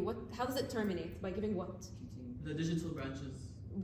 In your PowerPoint, what does it say about the median nerve? It gives you two medial and lateral branches, whereas the ulnar gives you superficial and deep as termination. صح, it will give you palmar, cutaneous, but the termination of the median nerve would be by giving you medial and lateral, whereas the ulnar will be superficial and deep. The ulnar, as far as cutaneous, is it giving you best palmar or both? يعني is it palmar dorsal, palmar only? Palmar only. Ulnar. Ulnar is both. Ulnar is both. Median This is is? the dorsal branch of the ulnar nerve, and the median is only anterior. Median will give you only palmar cutaneous, whereas the ulnar will give you both sides. What's supplying the dorsal aspect? Radial. Radial. Okay? الانterior interosseous حكينا what it will supply. The median nerve is clear? تفضل. You mentioned something about the branches of the median nerve at the hand. You said there's a lateral and the medial branch? It terminates. النيرف نفسها it ends. بيخلص by giving you two branches. It will give you medial and lateral. يعني خلص median nerve is ending. Okay. It will end by giving two branches, median and So lateral. what are these branches? Nerves that are going to supply the hand, that are going to go in the hand region. It's the termination of the This is nerve. the digital branches? I'm not sure exactly what they are, بس هنا in your PowerPoint مكتوب the termination of them. يعني it's, the nerve is going. You have the origin of the nerve, the pathway of it. But it's supposed to terminate at a certain way or in a certain way. It terminates by giving you 2 branches or 2 nerves. وبرضه the ulnar nerve will also terminate. خلاص, it stops. It enters the hand. It gives you small nerves. Okay?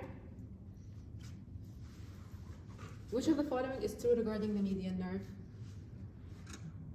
Does it lie in the middle of the cubital fossa? No, it's most medial. Medial. Its anterior interosseous nerve supply all of the muscles of the anterior forearm. No. Crosses the brachial artery from medial to lateral. No. Passes to the hand deep to the flexor retinaculum. Yes. Yes. Pierces the medial intermuscular septum at the level of insertion. No. What is this muscle? What is this nerve? Is that not the ulnar? Ulnar nerve. What's the root value of the ulnar nerve? C7, 8, and C1. C, which is coming from which cord? The Medial cord. The ulnar nerve is going to start medial or lateral to the brachial artery? Medial. وبعدين at the level of insertion of coracobrachialis it goes Posterior. posteriorly when? And lateral. Medial contact. What artery is running with it? The superior ulnar collateral. بالضبط. And then how does it enter inside your forearm? Through the flexor carpi ulnaris. The 2 heads of it. Okay, and then it's going between 2 muscles برضه. Flexor carpi ulnaris and flexor digitorum profundus. هذيك it's between the 2 digitorum. It's between the ulnaris and the بالضبط. It's gonna go and supply. It's gonna give the شو اسمه, and then as we said, it's gonna go. Does it have any branches in the arm? No. And then in the hand, is it going فوق ولا تحت الفلexor retinaculum? Full. So what are the 2 dangerous spots or dangerous places where the ulnar nerve could get damaged? 2 places. 5. At the wrist itself. At the wrist because it's going فوق الفلexor retinaculum and 5 centimeters or 2 centimeters. لا, that's what nerve? That's the median. Yeah, and I'm saying ulnar nerve has 2 places where it can get damaged. What's the funny bone? Oh, here. لأنها وين رايحة The هي؟ cubital tunnels. Behind the lateral, the medial epicondyle. بالضبط. So those are the 2 places where it can get injured, whereas the median nerve بس 5 centimeters above the flexor retinaculum. And then it's going to give you branches بالarm, and it's going to supply both the palmar aspect and the dorsal aspect. 2 more questions, or I'll be done. The ulnar nerve lies in front of the lateral epicondyle, No. behind the flexor retinaculum, No. against the spiral groove of the humerus. No. What is that? That's all the radial nerve. Which, with what artery? From the brachial. Medial to the brachial artery in the cubital fossa. Is it there in the cubital fossa as a content? Where is it in that level? It's behind this. Behind the medial epicondyle. Against the surgical neck of the humerus? No. And then behind the medial epicondyle of the humerus. Yes. آخر سؤال. Falls on a slippery trail, medial epicondyle, pins and needles. There's also weakness of his fingers, of abduction and adduction. And then he's talking about شو اسمه. So, which structure is most likely damaged? Medial epicondyle. So what is damaged? Ulnar. So if you have a problem with the medial epicondyle, is this always on? If it's something telling you, what do you have running around the medial You have the epicondyle? median nerve as well. Median nerve, but it's a bit more يعني behind. It's direct. Because Muscles. برضه the ulnar nerve is very superficial at that area. It's running over a bone. Superficial posterior. Yeah. Whereas the median nerve is, it's technically a content of your cubital fossa. Okay? Thank you.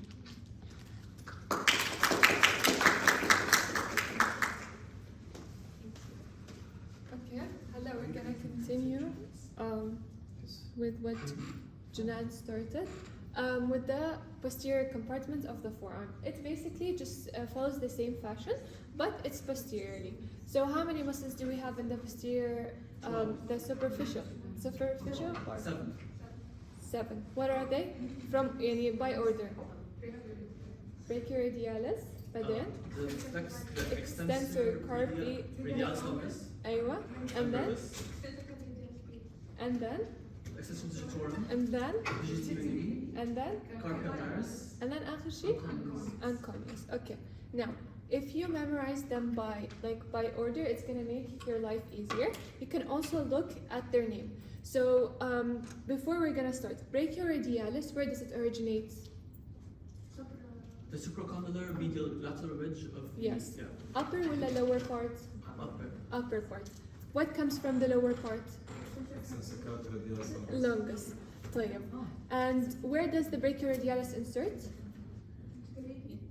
Into the radius. أيوة بس styloid process of the radius. It does not act on the wrist joint. ليش? Because it stops before entering the wrist joint. Now, I think Dr. Adil mentioned that The second and the third, which are acral and acral, they're twins. Did he tell you that? What's that? Extensor carpi radialis longus, extensor carpi radialis brevis shortens a shortcut acral and acral. Okay, so they're basically twins. So they're gonna follow each other. Which one comes first? Longest. So where does it insert? Into the further, it's distal phalange. No. Distal, sorry, the second Second, metacarpal. and then the brevis, Third. third metacarpal. Then the extensor digitorum. Yes, but in the middle are distal phalanges. Distal. Distal. This is unlike what Jenan just explained, because in the anterior compartment it used to only the middle, while the deeper one was to the distal. طيب. Extensor digiti minimi. What do you understand from minimi? Any finger. Yes. Then the extensor carpi ulnaris, also. Fifth metacarpal. Yes. And then anconius is. It's the most interesting tiny triangular muscle, which is this one right here. It's going to be closer to shoe. What is here? The humerus. Triceps. But it's gonna assist me the triceps. Where does it originate? From the lateral epicondyle. That's right. Yes. That's from the posterior aspect. Yes. And then goes into the olecranon. Yes, it does. Okay, now, a 20 years old tennis player complains of pain on the lateral aspect of his forearm. On examination, restricted elbow flexion with the forearm in a neutral position exacerbates the pain. Which muscle is primarily responsible for this movement? Brachioradialis. Okay. Now, beside from the origin and insertion of the brachioradialis, the most important thing is its function, because as we have supinators and pronators which are going to do the function, but what actually initiates it is the brachioradialis. So if your hand was supinated, it can bring it to the neutral position. This is the neutral position of the arm, and if it was pronated, it can bring it back and can also flex it. If you go back to the question, it says that there was pain upon flexion in the neutral position. So this is your hint to know that's brachioradialis. Okay, what nerve supply the brachioradialis? The radial nerve. Radial nerve. 1, 2, and 7 are supplied by the radial nerve. 1, 2, and 7 originates from the common extensor origin, or from somewhere else? Somewhere else. Somewhere else. The rest are all gonna be from? The posterior interosseous nerve. Yes. Common extensor. Yes, and common extensor origin. Okay. Now, coming to acral and acral, you can see both of them are gonna perform the same function, because the radialis, are they gonna abduct or adduct? Abduct, and they're extensors, so they're gonna extend. But acral, which is the longest, is gonna come from the lower 1/3 of the lateral supracondylar, and it is going to insert to the second, while the brevis is gonna come from the common origin, inserts into the third. Their nerve supply is also different. One is directly from the radial nerve, while the other is from the posterior interosseous. Okay. Which muscle is responsible for extending and abducting the wrist? A. Extensor carpi radialis. You can help extend, so you're going to eliminate C and D. Radial deviation is just telling you from the radialis. Okay. And then those are if you follow them, this is going to be what? This is the extensor. No. Look where it's coming. Is this the common origin? No. No, so what is this? This is the brachioradialis. Brachioradialis. What comes next? The ECD. Acral, so it's longest. And this is coming from the lateral epicondyle, so this is what? Okay. Now, can you see how they're 2 and 3? So this is acral, this is acral. Okay? Then, those are what? The continuation of them. Now, we want to focus on something regarding the extensor digitorum, is that as it approaches the hand, it's going to form the 4 tendons. But then as it approaches the fingers, it's going to form something called as the, do you know what? Extensor expansion. Extensor expansion. What's it primarily made of? Is it just fibers? It's fibers, but coming from where? From which tendons of which muscle? Mainly the digitorum. Other other muscles are going to also contribute, so like muscles that are going to insert here. Yes, and then the muscles that Saber is going to explain are also going to insert there. So it acts as an insertion for the muscles of the hands. Okay?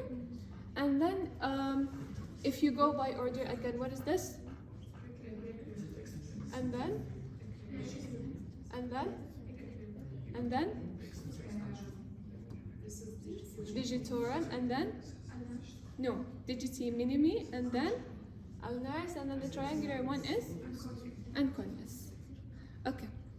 Now, a 34 years old male presents with difficulty abducting his legs. Electromyography reveals dysfunction in the muscle originating from the common extensor origin and inserting in the dorsum of the base of the third metacarpal. So which one? Acrob, yes. No. Okay. Now, how many deep? 5. Okay. Now, I think back when it was our batch, we've mainly focused on the supinator, and the rest you just need to understand from their name what they do and what do they. The specific origin and insertion, they're not going to really ask about it in their written exam. Okay. So, supinator, which is this muscle, is very important for us. Why? Because between the fibers of the supinator, which nerve? The radial. But which branch of the radial nerve? The posterior interosseous. The posterior interosseous nerve, before piercing through the supinator, it will supply the supinator and what? Yes. And then no. Yes. And then after it pierces, the rest of them. And then which 3 muscles are not supplied by the posterior?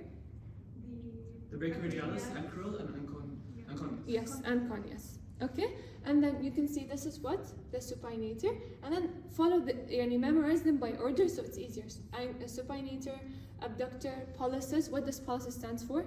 Thumb. Your thumb. So abductor, and you're gonna have extensor, longus, and brevis, and incidus is where? Yes. Okay, I have a question. Why do you think the thumb always gets its own muscles, not with the digitorum and all of, not with the rest? It has its own axis, like it's outside of other fingers. Yeah. Front joint. Different joint, and you want to do precise movements. Opposition, because you cannot do opposition with different, with the rest of the fingers, it gets its own supply. So to make precise movements, okay? Okay. Now, again, we'll mainly focus on the supinator. It's going to originate from the supinator crest and fossa from the ulna, the lateral epicondyle of the humerus, and the annular ligament. So basically, it's going to connect all these 3 bones together. And I don't know if you try to look at the movement through complete anatomy. It looks like they're dancing together. It flips the bone. Just remember it that way. It's helpful. And which nerve? Posterior. And what is it going to do? Supination. Which muscle? Mid-prone? Brachioradialis. Brachioradialis. Okay. Now, something very important is the anatomical snuff box. Here comes the importance of the deeper muscles, because yes, they might not ask really about them, but they do form the anatomical snuff box. Will you be able to see it if your hand is normal position? You have to Adduct and extend. and yes, you can literally see them if they're visible. In your PowerPoint, it says anterior and posterior, but if you look at it from more medial to lateral, it makes more sense. So, from the lateral side, what are you going to have? Lateral side, we have the abductor pollicis longus. Yes, and extensor pollicis longus, and then the tender of extensor pollicis longus is on the medial side. Brevis is lateral. Now, the most important things are the structures that you can palpate. If you try to palpate the anatomical snuff box, what can you feel? Scaphoid. Scaphoid. And what artery? The radial artery. Radial artery. And you can feel also the stylite process of the radius. So, if you have an inflammation of or a fracture in the scaphoid, which part is going to be inflamed? Pardon, can you say that again? If you have a scaphoid fracture, Okay. how will the patient present? Pain where? Specifically in the hand? The Snuff box. Okay? It's just me giving you the answer for this. Okay, so what is a typical sign of scaphoid fracture? Pain in snuff box. Yes. In order to check the pulse of a child whose forearm is in a cast, the pediatrician presses her finger into the depth of the anatomical snuff box. Which of the following muscles is lying immediately medial to the ulnar? It's the extensor Medial. Extensor? pollicis longus. Yes. Brevis is with the lateral side. Can I ask a question? Yeah, sure. So The slide doesn't use the terminology medial and lateral. Yes, I know that. That's why I told you anterior is lateral, posterior is medial. It makes more sense. Yes, it does. Okay, but just stick for the anterior and posterior if they were present in your multiple choice. Yeah. Okay. Now, coming to the extensor retinaculum. What is the extensor retinaculum? It's aponeurosis. Yes, it's the thickening of the fibrous Deep fascia, and it's just like a bracelet or a band. Okay, what are its? It's gonna attach to what bones? Which bones? The scaphoid. So like carpal. Yes. Okay, medially the triquetral, pisiform, and the styloid process. Which bone lies medially? Ulna. Then on the lateral side, you're gonna have the anterior border of the radius. I added this picture because it makes more sense when you look at how all of the tendons are gonna insert. We're going to divide the extensor retinaculum into 6 compartments. Each compartment is going to contain different tendons, and they're going to be kind of a bit separated. One of them is going to contain an artery and a nerve, and it's very common that they would ask you what is present along with this tendon without mentioning the extensor retinaculum. Okay, so this is what we're going to see. So if you divided it into 6 compartments, the first compartment starts from here because this is the radius, this is the ulna. What are you going to have in the first compartment? First compartment is the most lateral, right? Yes, because it's the radius. Radius is the thumb. It's lateral. It goes like should this. Have the extensor, the ECRL and ECRB, or is it not? No, it has the. What are the boundaries of the anatomical sniff box? The pollicis, the abductor pollicis longus and extensor pollicis brevis. Yes, and then in the second, you're gonna have extensor carpi radialis brevis. You're gonna have acryl together. They're twins, so they're always going together. You're gonna have in the third one extensor pollicis longus. In the fourth one, you're gonna have the digitorum and the incisors.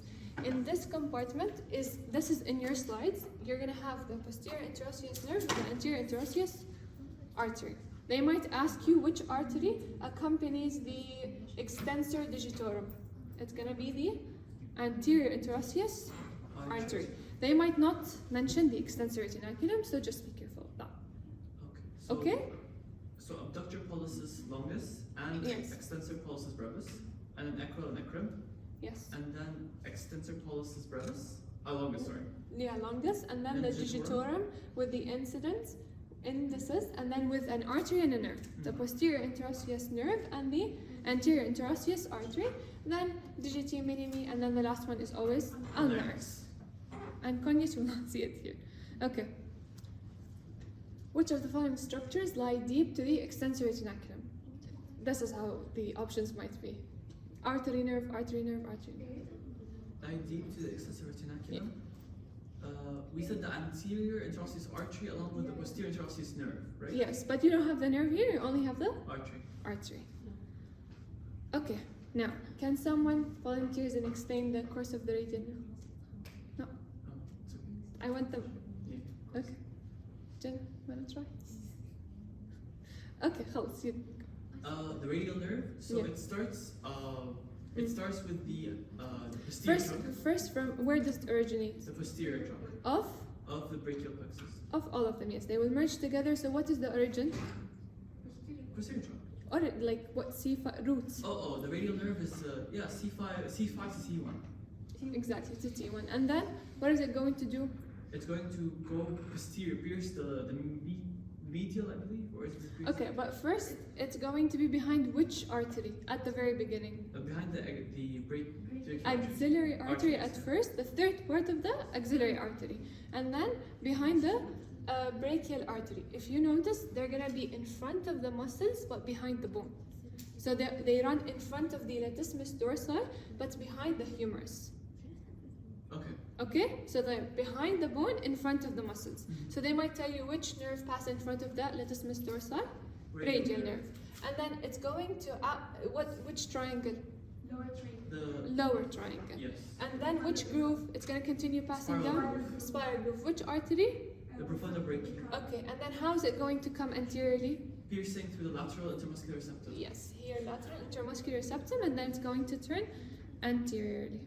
Okay, as it moves down, this is how it courses between the heads of the tricep. At the beginning, when it enters in the lower triangle, it's between the, what head is this? The Long head and medial. then here, Short. after it moves I removed the bones for you. It's between the medial and the lateral, along with which artery? Profundobrachial. The longer part does not form anything. Can you say that again? Sorry. At the beginning, when it enters into the triangle, it's between the longer and the medial heads. Yes. Then after it passes through the triangle, it's gonna run within the tricep muscle between the medial and the lateral. The longer head does not form anything into it. Then here, it's gonna pierce the lateral intermuscular Goes septum anteriorly. and goes anterior. What is this muscle? This is the brachialis. Brachialis, and this? This is the No. This is the supinator. No. Brachioradialis is the upper Yeah. part. What is the lower part of the same origin? ACRL. Yes, acral. Okay. Now, I highly recommend you guys to use this picture along with the Dr. Adel slides. So it's going to show you the origin. Then in the axilla, it just gives a posterior branch. In the upper arm, it's going to give a lateral cutaneous branch and also supplies the tricep. Then as it enters into the forearm, it's going to terminate by being what? The superficial branch, and it's going to give the posterior interosseous. Another name is the deep branch of the radial nerve. What are the two muscles that are going to get supplied before it pierces, or as it pierces the supinator? As a supinator, it's gonna supply the brachioradialis. No. Brachioradialis is radial nerve. Yes, sorry. Yeah. Oh, yeah. So it's supinator and then after are all the rest. Okay? Can you say that again? 1, 2, and 7, which is Acral and coneus. no, brachialis and coneus and acral are radial nerve. Yes. Before it pierces as it pierces the supinator, it's going to supply the supinator and acral. And then after it pierces the supinator, the rest of the muscles, okay? And then you can see that this is the superficial branch. It's going to supply only this part from the dorsal aspect. The rest are going to be supplied by on the dorsal part. Which nerve? The fourth and the fifth. The dorsal. It supplies only this. Yes. And then which part here? Which nerve? The lateral half, the medial half. Of which nerve? Which nerve supplies the fourth and the fifth? The ulnar nerve. The radial. Ulnar nerve. And then from the cutaneous part, you're gonna have median and ulnar. Ulnar, yes. Yes. Yeah. A 14-year-old boy fell off wall and fractured his right humerus at the midshaft. The wrist joint immediately assumed a flexed position that the patient was unable to correct. Extension and supination was weakened but not abolished, and skin sensation over the lateral side of the dorsum of the hand was diminished, which damaged peripheral nerve could account for these symptoms. أيوة, which lines in the medial شو اسمه right اللي هي right side of the humerus midshaft? Medial nerve. Okay?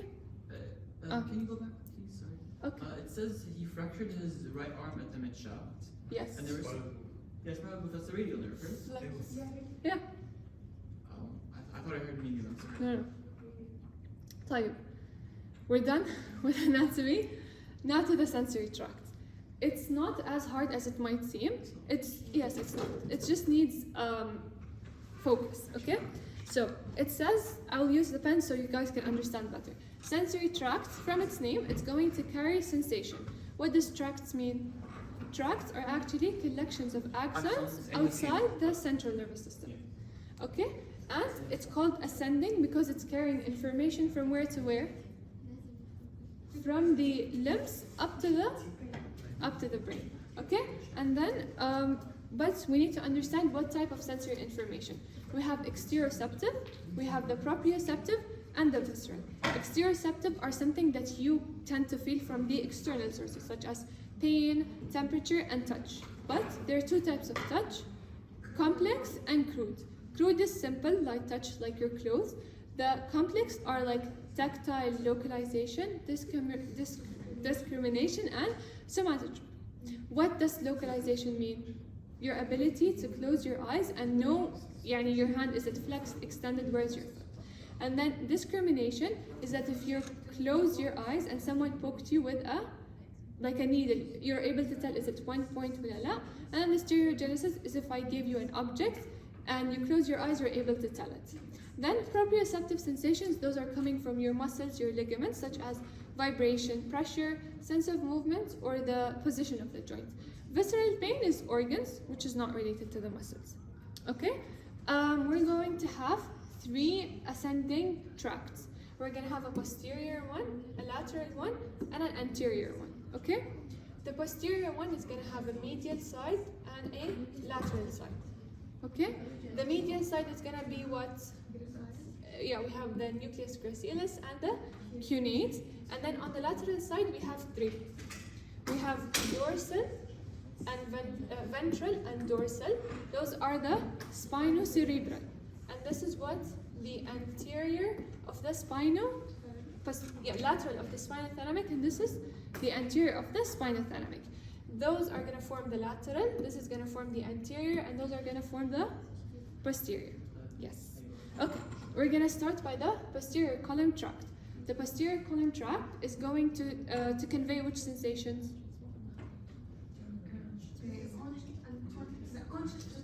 Yes, conscious proprioceptive and where you're standing, your position. So conscious proprioception includes human tactile localization or discrimination, okay? Always take it as a rule, the first order neuron is going to be dorsal root ganglia.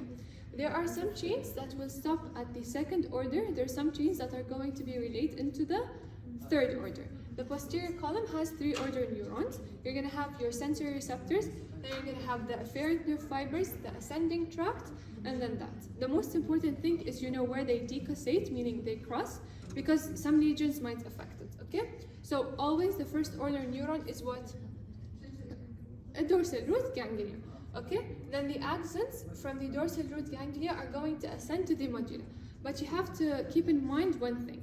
Which nerve will be longer? The one coming from your lower limb or the ones that are coming from the upper limb?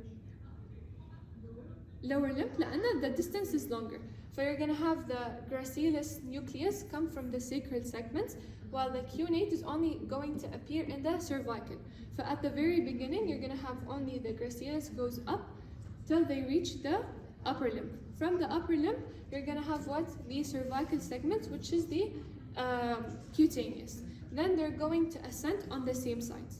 And the tracts are paired, so you're going to have one on the right and one on the left. They're going to ascend on the same side all the way up to the brainstem. They're going to terminate, the first order neuron terminates in the brainstem by the gracilis and the cunate nucleus. Then from there, the second order neuron is going to arise. Here is where they cross. So the right is going to go to the left, and the left is going to go to the right. And as they're extending upwards, we're going to call them what? Medial lemniscus. Now, those are the same axons, but they have ascended in the brainstem. We changed their names. Then these axons are going to terminate at the posterior lateral ventral nucleus of the thalamus, and those are going to be our third order. They're going to go to the sensory area in the cerebral cortex, 3 to 1. Now, in the exam, they might ask you if a lesion happened at the level of T5. Would it affect ipsilateral or contralateral?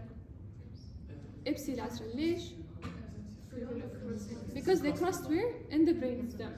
And if they told you there was a car accident, the child hit their head and it affected the brainstem, would it be ipsi or contralateral?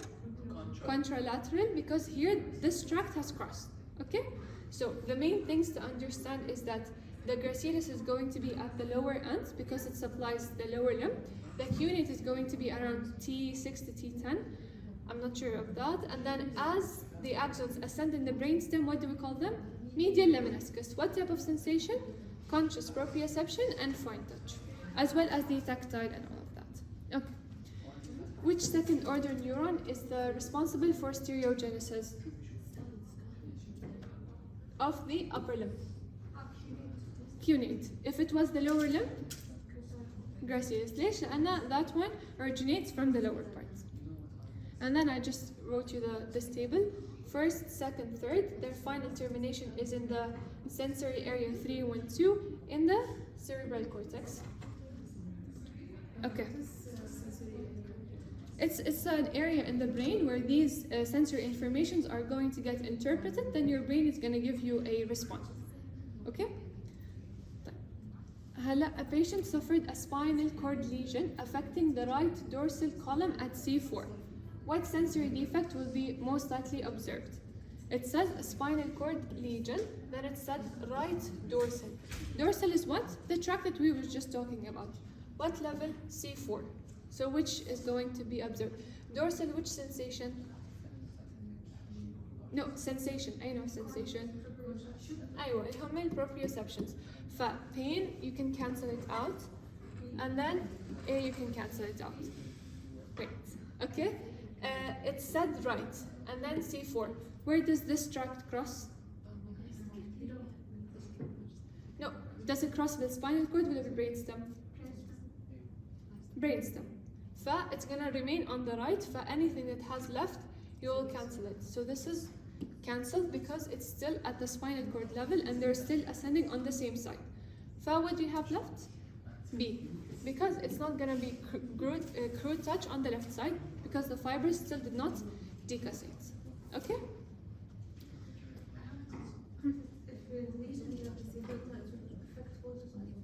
No, it's gonna affect the right side, so it's gonna affect the left side. Yeah. Still. وين يعني هون? Wait. Huh? Yeah, here the absence of the second, so it's gonna decussate the opposite side. They said, I think in the slides that it's the point where they meet, so the right side it meets the left. So if a lesion happens on one side, it would affect the other as well. Both sides. Both sides? Okay, خلاص. You mean at this point? Okay, but here it's gonna be the opposite side. Okay. Now the dorsal and ventral spinocerebral tract. هدول are going to be on the lateral side. We have a dorsal part and a ventral part. One is going to be in front, the other one is going to be at the back. And this tract has only second order neuron. There is no third order neuron. And they have a nucleus called nucleus dorsalis, which is going to be part of the gray matter responsible for the unconscious proprioception. So it's going to go to the cerebellum because it's the part that integrates anything that is unconsciously.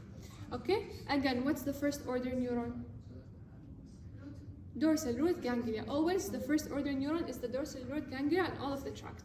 Then, if we took the dorsal one, it's going to go into the nucleus dorsalis, and then it's going to ascend on the same side. It's going to enter into the cerebellum by the inferior cerebral peduncle, while the ventral one is going to cross. And this is on the same side. So these two are on the right, and then you're going to have other two on the left. Then the ventral part is going to cross, while the dorsal part is going to remain. So from the same tract, you're going to have one going to the same side, one going to the opposite side. And what type of sensation? Unconscious proprioception. Where will they cross? In the spinal cord. So if there was a lesion in the spinal cord at the ventral part, is it going to be ipsilateral or contralateral? Contralateral. إذا كانت dorsal, ipsilateral. Okay? This is the same thing. You have a question? Okay. طيب. A 55-year-old man with tertiary syphilis presents with gait instability, especially in the dark. He also complains of bilateral loss of proprioception and vibration sensation in his lower limb. Which of the following is the best explains his symptoms?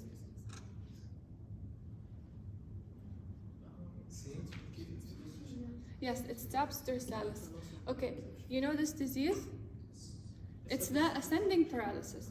But he's not completely paralyzed because it says gait instability. Multiple sclerosis is, I think, an autoimmune disease. Herniation will not cause that. And then we have the syringomyelia, which is something we're going to touch on upon. TAPS dorsalis is a complication of tertiary syphilis, which is an infection that people tend to get. It's going to specifically target the posterior, which is the dorsal tract. So it's going to affect graciles and cuneus. And graciles is going to appear at an earlier part for the lower limbs get to be affected first. So an early irritations of the pain fibers, which is going to cause severe pain. They're going to have loss of proprioception because those are the sensations that are carried by this tract. And hypotonia because reflexes are also controlled by this tract. Okay? Then we have the lateral spinothalamic tract. Again, the spinothalamic tract is also made up from two, lateral and anterior. This, the lateral part is going to take pain and temperature, while the anterior part is going to take which sensation? Yes, crude touch. Okay. The lateral is going to be, again, we're back to three order neurons. What's the first order neuron? from the ganglia. Dorsal root ganglia. And then the second order neuron is substantia gelatinosa, which is the nucleus in the gray matter that interprets the sensation of pain and temperature. And these are going to cross where? The midline. Midline at the spinal cord, not in the midbrain. Which tract only crosses at the midbrain? The dorsal. The dorsal, which was the first part. The rest, all of them are going to cross in the spinal cord in the midline. Then, as these tracts are going to ascend into the brainstem, what are we going to call them? Spinal lemniscus. What did we call the dorsal tract? Medial lemniscus. Once they reach the brainstem, then it's going to terminate again into the posterior lateral ventral, into the 3 to 1 cerebral area. Okay? Then the last tract, which is the ventral spinothalamic. This one also, what's the first order neuron? Dorsal root ganglia. And then what's the third order neuron? The same thing, posterior lateral ventral. Now what changes here? Nothing. But this one, it's anterior. That one came from the lateral, which is going to be substantia gelatinosa. It's going to relay the pressure and the crude touch. So one more time, let's go over كل التراكت مع بعض. The posterior tract. What type of sensation? Conscious proprioception. Where do they cross? Midbrain. What is their first order neuron? What's their third order neuron? Posterior ventral lateral thalamus. And then they form the posterior tract. Lateral part, how many tracts we have? 3. The 2 spinocerebral and the lateral spinothalamic. The spinothalamic, where do they cross? Spinal cord. And the spinocerebral? Spinal cord as well. Okay? There's one disease, because these tend to cross in front of the central part, is going to affect them. Now let's read the question, then we're going to come to the disease. Following a traffic road accident, a 32-year-old man presented with localized back pain, bruises, and swelling at the site of the trauma. Neurological examination revealed marked anesthesia and inability to feel the vibration over the left leg. No motor abnormalities were observed. Which of the following sensory tracts are more likely to get affected? Anesthesia, and that they're not able to feel any tingling wala pressure.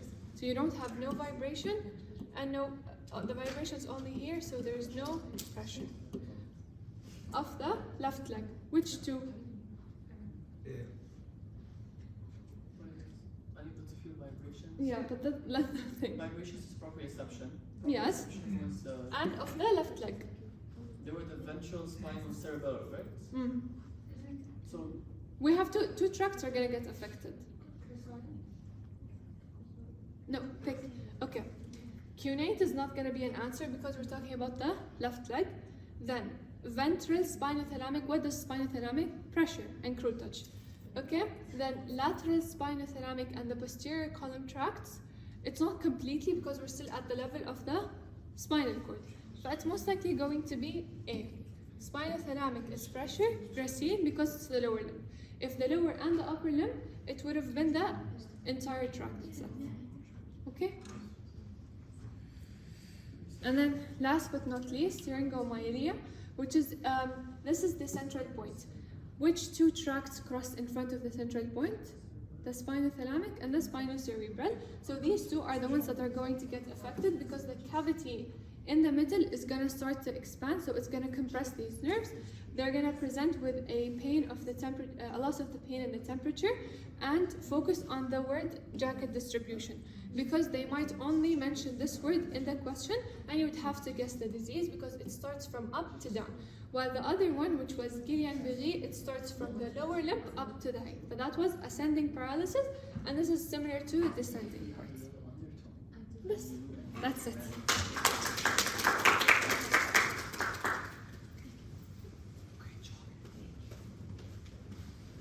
طولنا عليكم يا جماعة الخير. تعبناكم ويانا. So hopefully this will be the last part. Inshallah we'll get over it quickly. It will be just about the rest.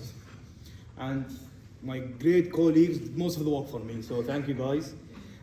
So starting with the basics, we'll start with the basics. When you build up, we'll start with the bones, we'll start with the joints, the ligaments, and lastly the most important part, the clinical correlations. Okay, starting with the bones, The wrist consists of 8 bones arranged in 2 rows, which, as you might know, and you have been introduced to Sarah. Sarah هذه وحدة مسكينة. She has been used a lot. Okay, so she's been used a lot. Come on, from like 50 years, they've been using Sarah. Okay, so Sarah looks so pretty. Try to catch her. Okay, so it takes it from the proximal, from the lateral. So we start with Sarah looks too pretty, and pretty is what? Can anyone remember? Pisiform. Pisiform is the only bone that goes a bit to the behind. So this is the pisiform. Okay, then try to catch her. This is how the bones are arranged from proximal, from the proximal to the distal part. Okay, so these are the bones. We start with the proximal part. This is the pisiform. This is the medial. Okay, this is medial, and this is lateral. So this is the pisiform. Okay, and then just revise it with me so you can memorize it. Sarah looks too pretty. Try to catch her. Also tell them تبع العدل. I don't know it. That one is ugly as هي المحاضرة الوحيدة اللي ما حضرت No, الدكتور it's العدل. funny. It's سكينة لازم تلعب بوكر تكسب تربح. تكسر تخسر تخسر كلهم. ايوه فعندكم السكينة بعد وعندكم السارة. عاد تبغوا تحفظون سكينة او سارة that's up to I you. have a better one, but I'm not going to say it. Don't say it, I know what you mean. Okay, so pisiform, and this is the triquarium, this is the lunate. Let's put some special importance to this. It will come in handy a little bit later. And then we have the scaphoid. Scaphoid is a bit unique. It's shaped like a boat, as they say. Okay, وفي من وراه بلاوي. A lot of complications can happen due to the scaphoid. Then we also have the trapezium. Okay, trapezium, which is medial. And then we have the trapezoid. And then we have decapitate. We'll also decapitate some people today, inshallah. And then we have lastly the hamate. So these are the bones in the rest of the cells, and the other bones participating in the articulation of the wrist joint are the radius, the ulna, which is not directly articulating, but it does provide some support and balance to the wrist joint. By the triangular fibrocartilage complex, which is, as you know, the TFCC. This is the articulation. The radius articulates with the scaphoid and the lunate. Okay, so you need to know the articulations. Okay, and what is the type of the joint? Oh, ellipsoid. Ellipsoid. And how many axes does it move on? 2. This and this. Hello. The ulna is separated from the lunate by the TFCC. The TFCC, I don't think they've taught you about it in detail, but an interesting fact to know is that it provides stability to the joint. So if there's a problem in the TFCC, there might be instability in the joint. You might hear some cracking in the joint while you move it, or other problems. Now the wrist joint, as we said, so it's a biaxial ellipsoid joint, okay? It's made up from articulations from the scaphoid and lunate, which articulate with the radial bone. I don't know why I wrote bone. I think I just spammed the key by mistake. The ulnar bone does not participate in the wrist joint directly. Okay, it does not participate directly, but it provides some stability by the TFCC. It provides some stability. I don't think it's important to know for your exams, but it's a fun fact. Now going again with the mid-carpal joint. The mid-carpal joint are the joint between the proximal and the distal row. Okay, they are of what type? The mid-carpal? They're Yes. just plain. Yes, they're plain joints. They assist with what? Just sliding. Yes, they assist in sliding of the joint. If there is no sliding, the joint will be too rigid, and you might have some inflammation or pain or so on and so forth. So that's why it's important. This is the mid-carpal joint. Another name for the wrist joint is what? Radiocarpal joint. Memorize this name. Okay. Then we have the carpal, metacarpal. All of them are boring except the thumb. Thumbs up. Thumbs up is not boring. Thumbs up is amazing. We like thumbs up. Okay. The thumbs up, the thumb carpal metacarpal joint is made from the trapezium, articulating with what? The thumb carpal metacarpal joint is made from trapezium articulating with what? Trapezium with the metacarpal. Which metacarpal? The first. Exactly. Okay, so it's a unique joint. It's, as I think Dr. Imad explained to you, it's what defines a human being. This movement, the opposition. It's what defines a human being. Other primates or other creatures, they can't do this function. They can't do this function. Yes, the opposition. Okay, so it's saddle shaped, and the variety of it is synovial. It's of synovial variety. Okay, so that's about the thumb. It's between the trapezium and the first metacarpal. The rest are boring. You don't need to know about them. The metacarpophalangeal, also known as the knuckle joints. Exactly, the knuckle joints. How many axes does it move on? One. Metacarpal, two. Two. Which And are? ellipsoid? Yes, which are this? Abduction. Yes, and? Extension. Yes, good. So they are ellipsoid type joints of biaxial variety. لا تتلخبطوا في الامتحان مثل ما انت تتلخبط. الله يخليك. Thank you. Okay, now we go to the ligaments. The ligaments, they didn't teach you like this, but I'm gonna do it in this way to simplify it on you and give you a better, a more intuitive understanding of them. So the ligaments of the wrist, I'll separate them into three parts. Extrinsic, which come from outside, okay, from the forearm. We have the intrinsic, okay, which connect the carpal bones to each other, and we have structural. Structural are basically the most important. They are also the transverse ligaments. My colleague talked about the extensor one, okay? I'll talk about the flexor ligament. So you have, these are the ligaments. You have the palmar radiocarpal ligament. You have the radial collateral ligament. You have the ulnar collateral ligament, okay? Can you guess their functions? Is it the same thing as the ones here? Vulgus and bears to prevent like excessive. Yes, basically. There's one rule you need to memorize or know. Ligaments oppose the actions. For example, you have a ligament here, it's gonna oppose this action. It's gonna limit this action. If you have a ligament here, Oppose this action, okay? So for example, the radial ligament is gonna oppose what? Excessive adduction. Adduction, or also known as Bears. ulnar deviation. Yes. In the hand, it's known as ulnar deviation, okay? So that's what you need to know. For example, if we have a ligament here, what is gonna oppose?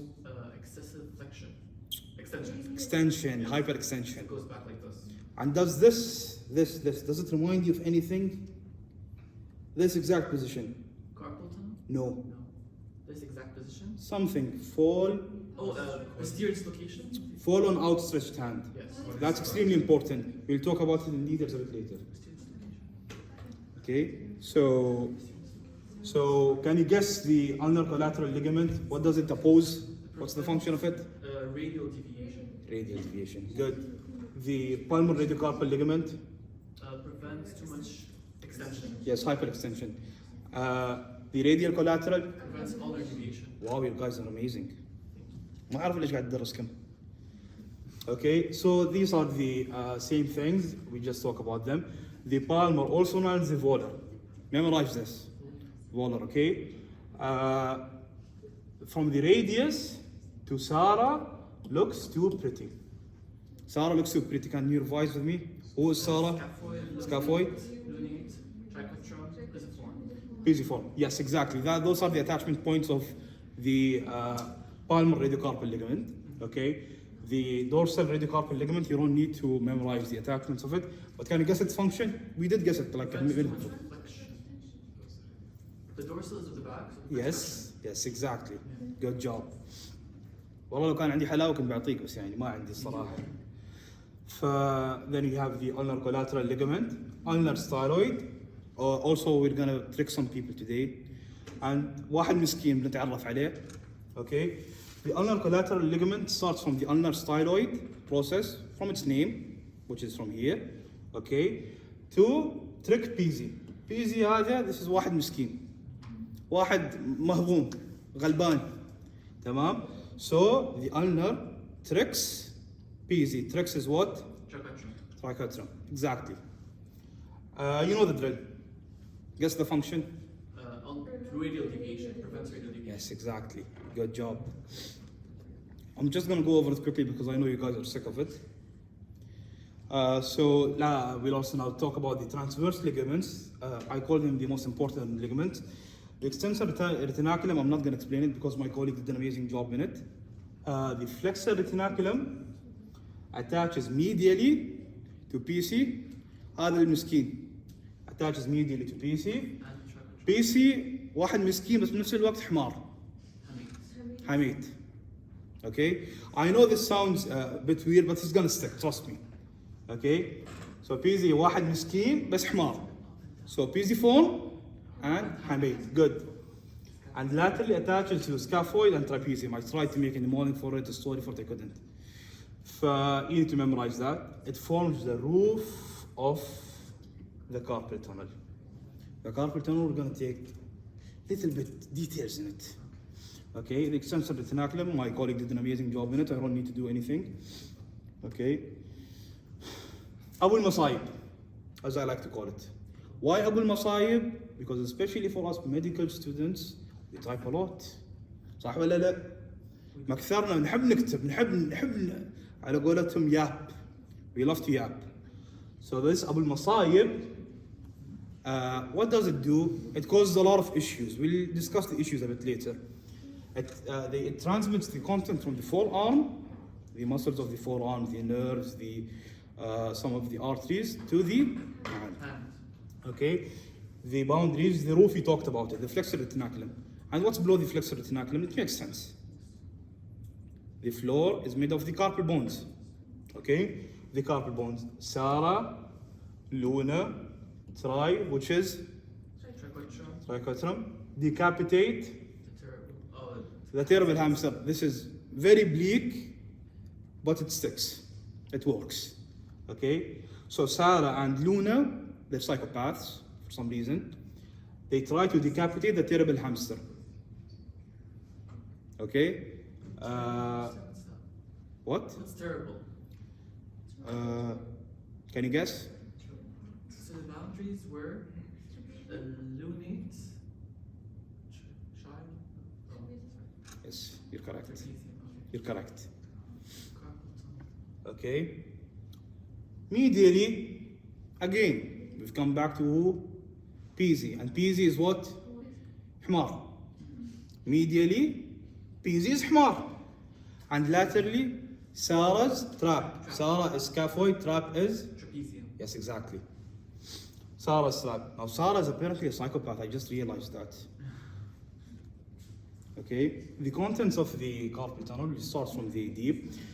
The median nerve, or as I like to call it, al-Masayib. We'll know the reason a bit later. Okay? When al-Masayib fight with Abu al-Masayib, quote unquote fight, what happens? They basically ruin your life. Especially as a medical student. Okay? They cause extreme pain, known as carpal tunnel syndrome. Okay? This is from your OSCE, but do you remember what was the sign for carpal tunnel syndrome? What was it called? There was a sign, there was a test you do. Tunnel sign. Tunnel sign. Okay? I don't expect it to come in your written exam, but also know it for good measure. فعلا the tunnel sign اللي هو اثنيناتهم حق الكاربال tunnel. Yes, it's true. حلو؟ انزين it transmits the deep contents are the tendons of FDS, FDP, FPL, and FCR. Can you guess the names? They were too long. I couldn't be bothered to type them honestly. Can you guess the names? Tendons of the flexor digitorum Superficialis, and profundus. profundus. And flexor profundus. Yes. Flexor carpialis. Okay. Flexor carpi radialis comes in a special compartment. How so? It like splits towards the lateral portion and goes through it. That split. Yes. What exactly splits? The flexor retinaculum. The flexor. Yes, exactly. Laterally it splits and attaches to what? The scaphoid. Scaphoid. Is that a scaphoid? The laterally to the scaphoid and the trapezium. Yes. Okay. Sarah strap. Yes. Laterally على الشمال Sarah strap. فلا تروح شمال. Yes. Even though lateral doesn't mean شمال, but it makes sense. Yes. Okay. Superficially, palmaris longus. Palmaris longus. As I like to call it, the pretty tendon, because it looks pretty. Is it always present? No. And how many percent of the people is it present? 70? More? I'm 90? asking you, I don't know the answer. Oh, okay, never mind. I don't know either. Anyone knows? بيجيلك أول سؤال بالامتحان. How are you? Okay. The ulnar nerve and the ulnar artery. My colleagues explained to you that they come superficially. The ulnar nerve and the ulnar artery, even though they give some branches that go deep and some branches that go cutaneously. And lastly, the palmar branch of the median nerve. The palmar, when the median nerve goes underside the carpal tunnel, before it goes inside, it gives off branches. And the cutaneous branches, we'll know about them a bit later, the innervations. So these are the carpal bones. Sarah looks so pretty, something, something. And these are the tendons. Okay, this is the nerve, al-Masayib, Abu al-Masayib. Okay, and that's about it for this. So we'll talk about the relations. Okay, this is the superficial relations of the flexor retinaculum. You have the ulnar artery and the ulnar nerve. Now the ulnar artery and ulnar nerve, I want you to take care of this. They are intimately related to the pisiform, okay, and the hook of the hamate. So if you Now, have a fracture, for example, now if I ask you, if the pisiform is damaged or fractured, you're gonna have sensation loss where exactly? in the medial 1.5 fingers. Yes. And? And the medial third of the palm. Yes, exactly. Okay. And as Dr. Ahmad kindly put, it's the suicide part. Suicide part. It's either this, or when you do it laterally, around the snuff box, what do you cut? The radial. Yes, exactly. My colleague explained it. Yes, radial artery. يا ويلك لو ما عرفت تجاوب. Okay. Is this what they're worried about? What? I'm asking, like when someone wants to kill themselves, what they worry about is an ulnar nerve injury. That's a scary question to ask. That is true. That's really a scary question to ask, and it's very bleak. I'm not going to answer it. So we also have the palmar cutaneous branch of the median nerve. As I said before, it goes to the flexor retinaculum, about 5 centimeters. It's the cutaneous branch. So it innervates what exactly?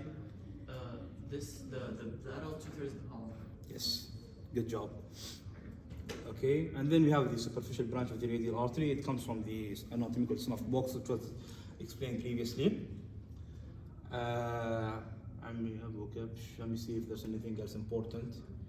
So for example, if I ask you, the palmaris longus tendon, lateral to it, something was cut, what exactly is going to happen? What do you expect will happen? You have the palmar cutaneous nerve of the ulnar nerve and ulnar nerve itself. Yes? The- Lateral, Sorry, yeah. Lateral the median to it. nerve.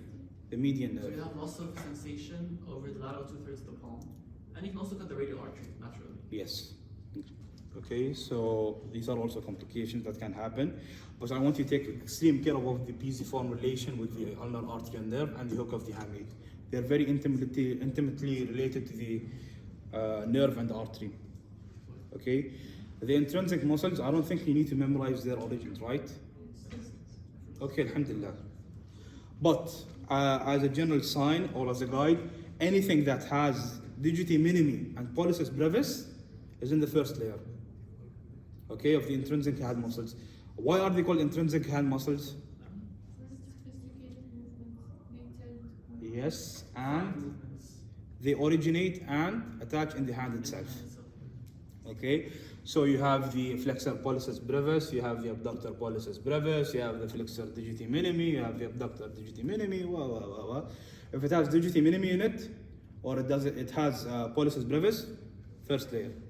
من عندي أنا على ضمانتي. Okay. What did you say, sorry?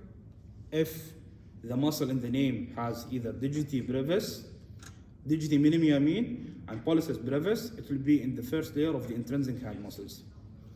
Okay. The second layer contains the opponent's muscles. Okay.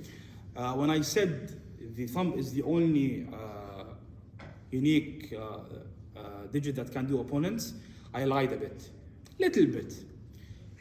The fifth also has some ability, but see, it's tiny. It's not as much as the thumb. Okay, so that's why you have opponens digiti minimi. You have two ops. You know the meaning of op, right? Opponents. Yeah. Yeah, you have two opponents. So in the second layer, you have the opponent's muscles. Yes. For the third layer, you have the lumbricals. Does anyone know the function of the lumbricals? Flexion and extension.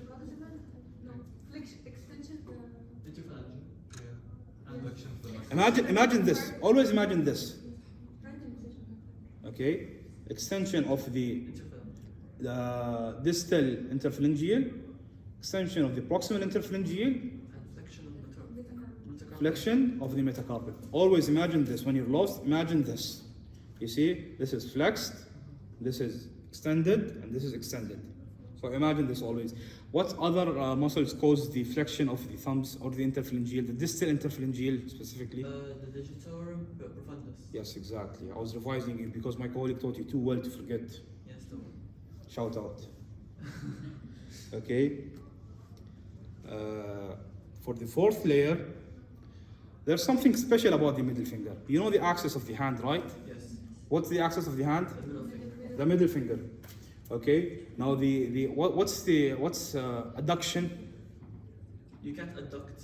Adduction is moving to the middle line, Yes. and this is the middle line. How will it move to the middle line? So there's no muscle to it. So there is no palmar. Anterior occipital. Exactly. There's no pad for this muscle, but this finger is a bit special. It has. Yes, exactly. Because see, it can move either here, or it can move either here. It can abduct to both sides. Okay, and that's it for the intrinsic muscles. I'll talk about the blood supply. It's easy. The only point you need to know about the blood supply is that the superficial palmar arc is mainly formed by what? The ulnar nerve, ulnar artery. Ulnar artery. Okay. Deep is mainly formed by what? Radial artery. That's all you need to know about it. For example, this is also OSCE related, but they might bring it to you on the written exam.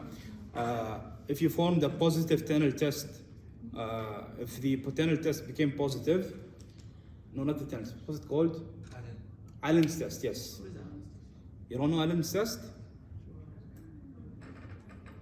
Allen's test is basically when you hold off both arteries. They should have taught you this in OSCE. They didn't teach us this. It's not an hospital, it's in the hospital lectures. Yeah, it's for the Oh, and I skipped those.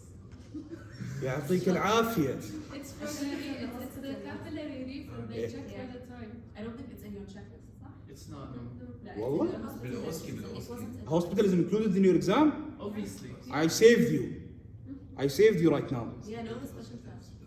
You need to know them. The Allen's test. You hold off both the ulnar and the radial artery, and when it becomes positive, means there is adequate collateral supply. How can you know it's positive?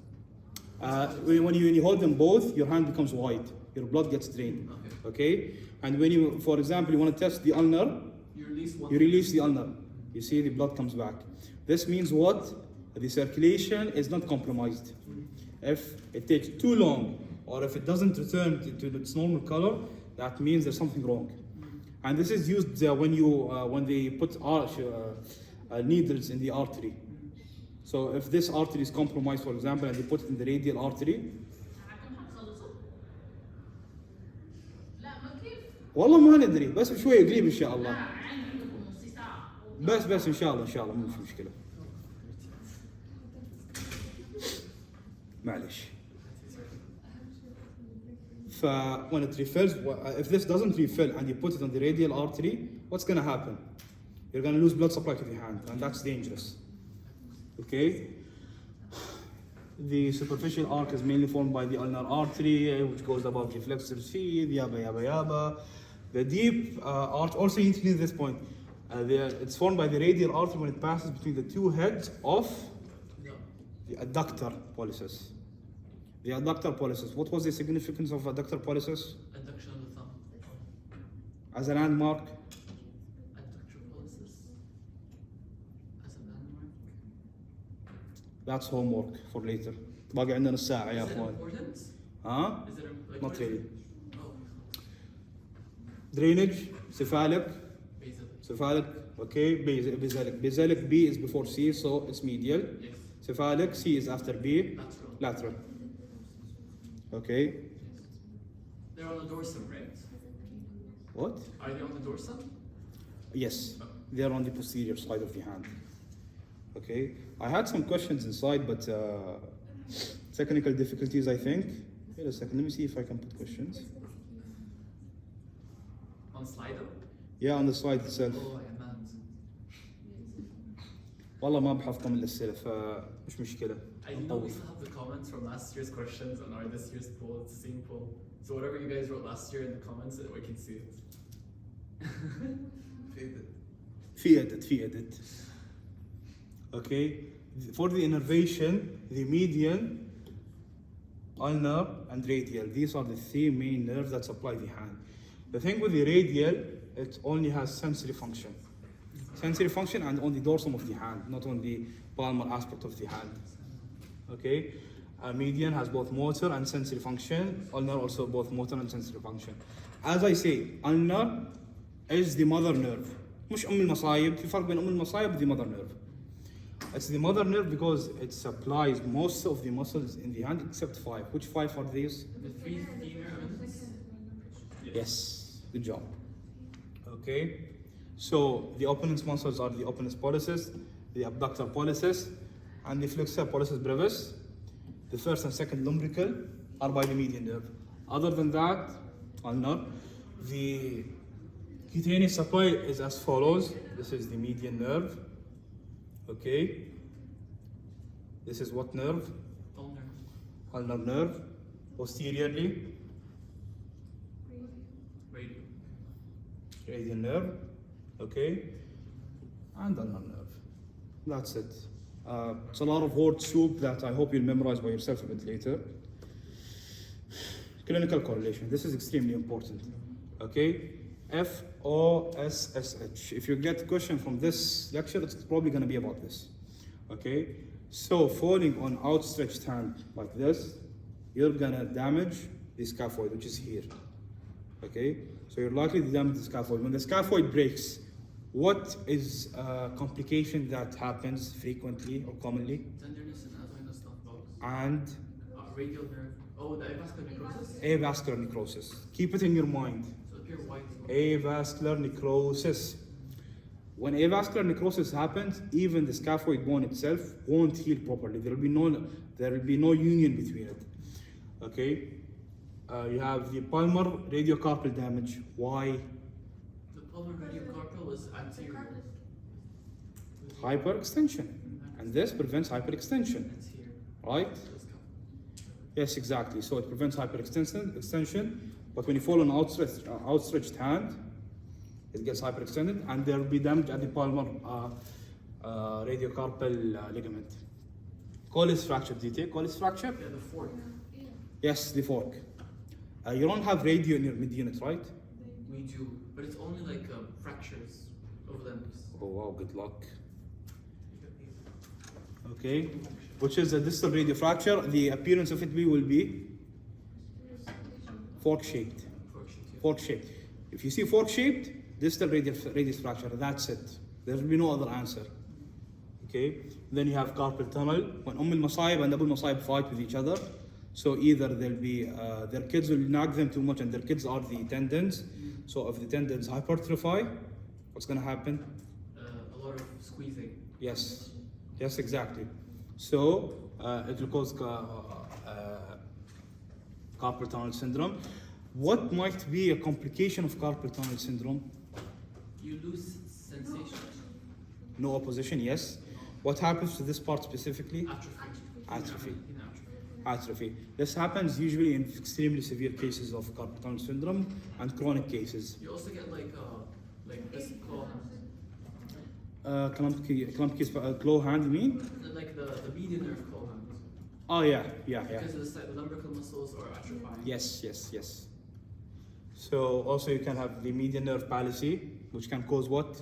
Ape-hand deformity. Ape-hand deformity, which, as I think Dr. Omar mentioned to you, they can't use their thumb. Yes. So your hand will be in this position. Boxer's fracture I'm pretty sure he didn't take it.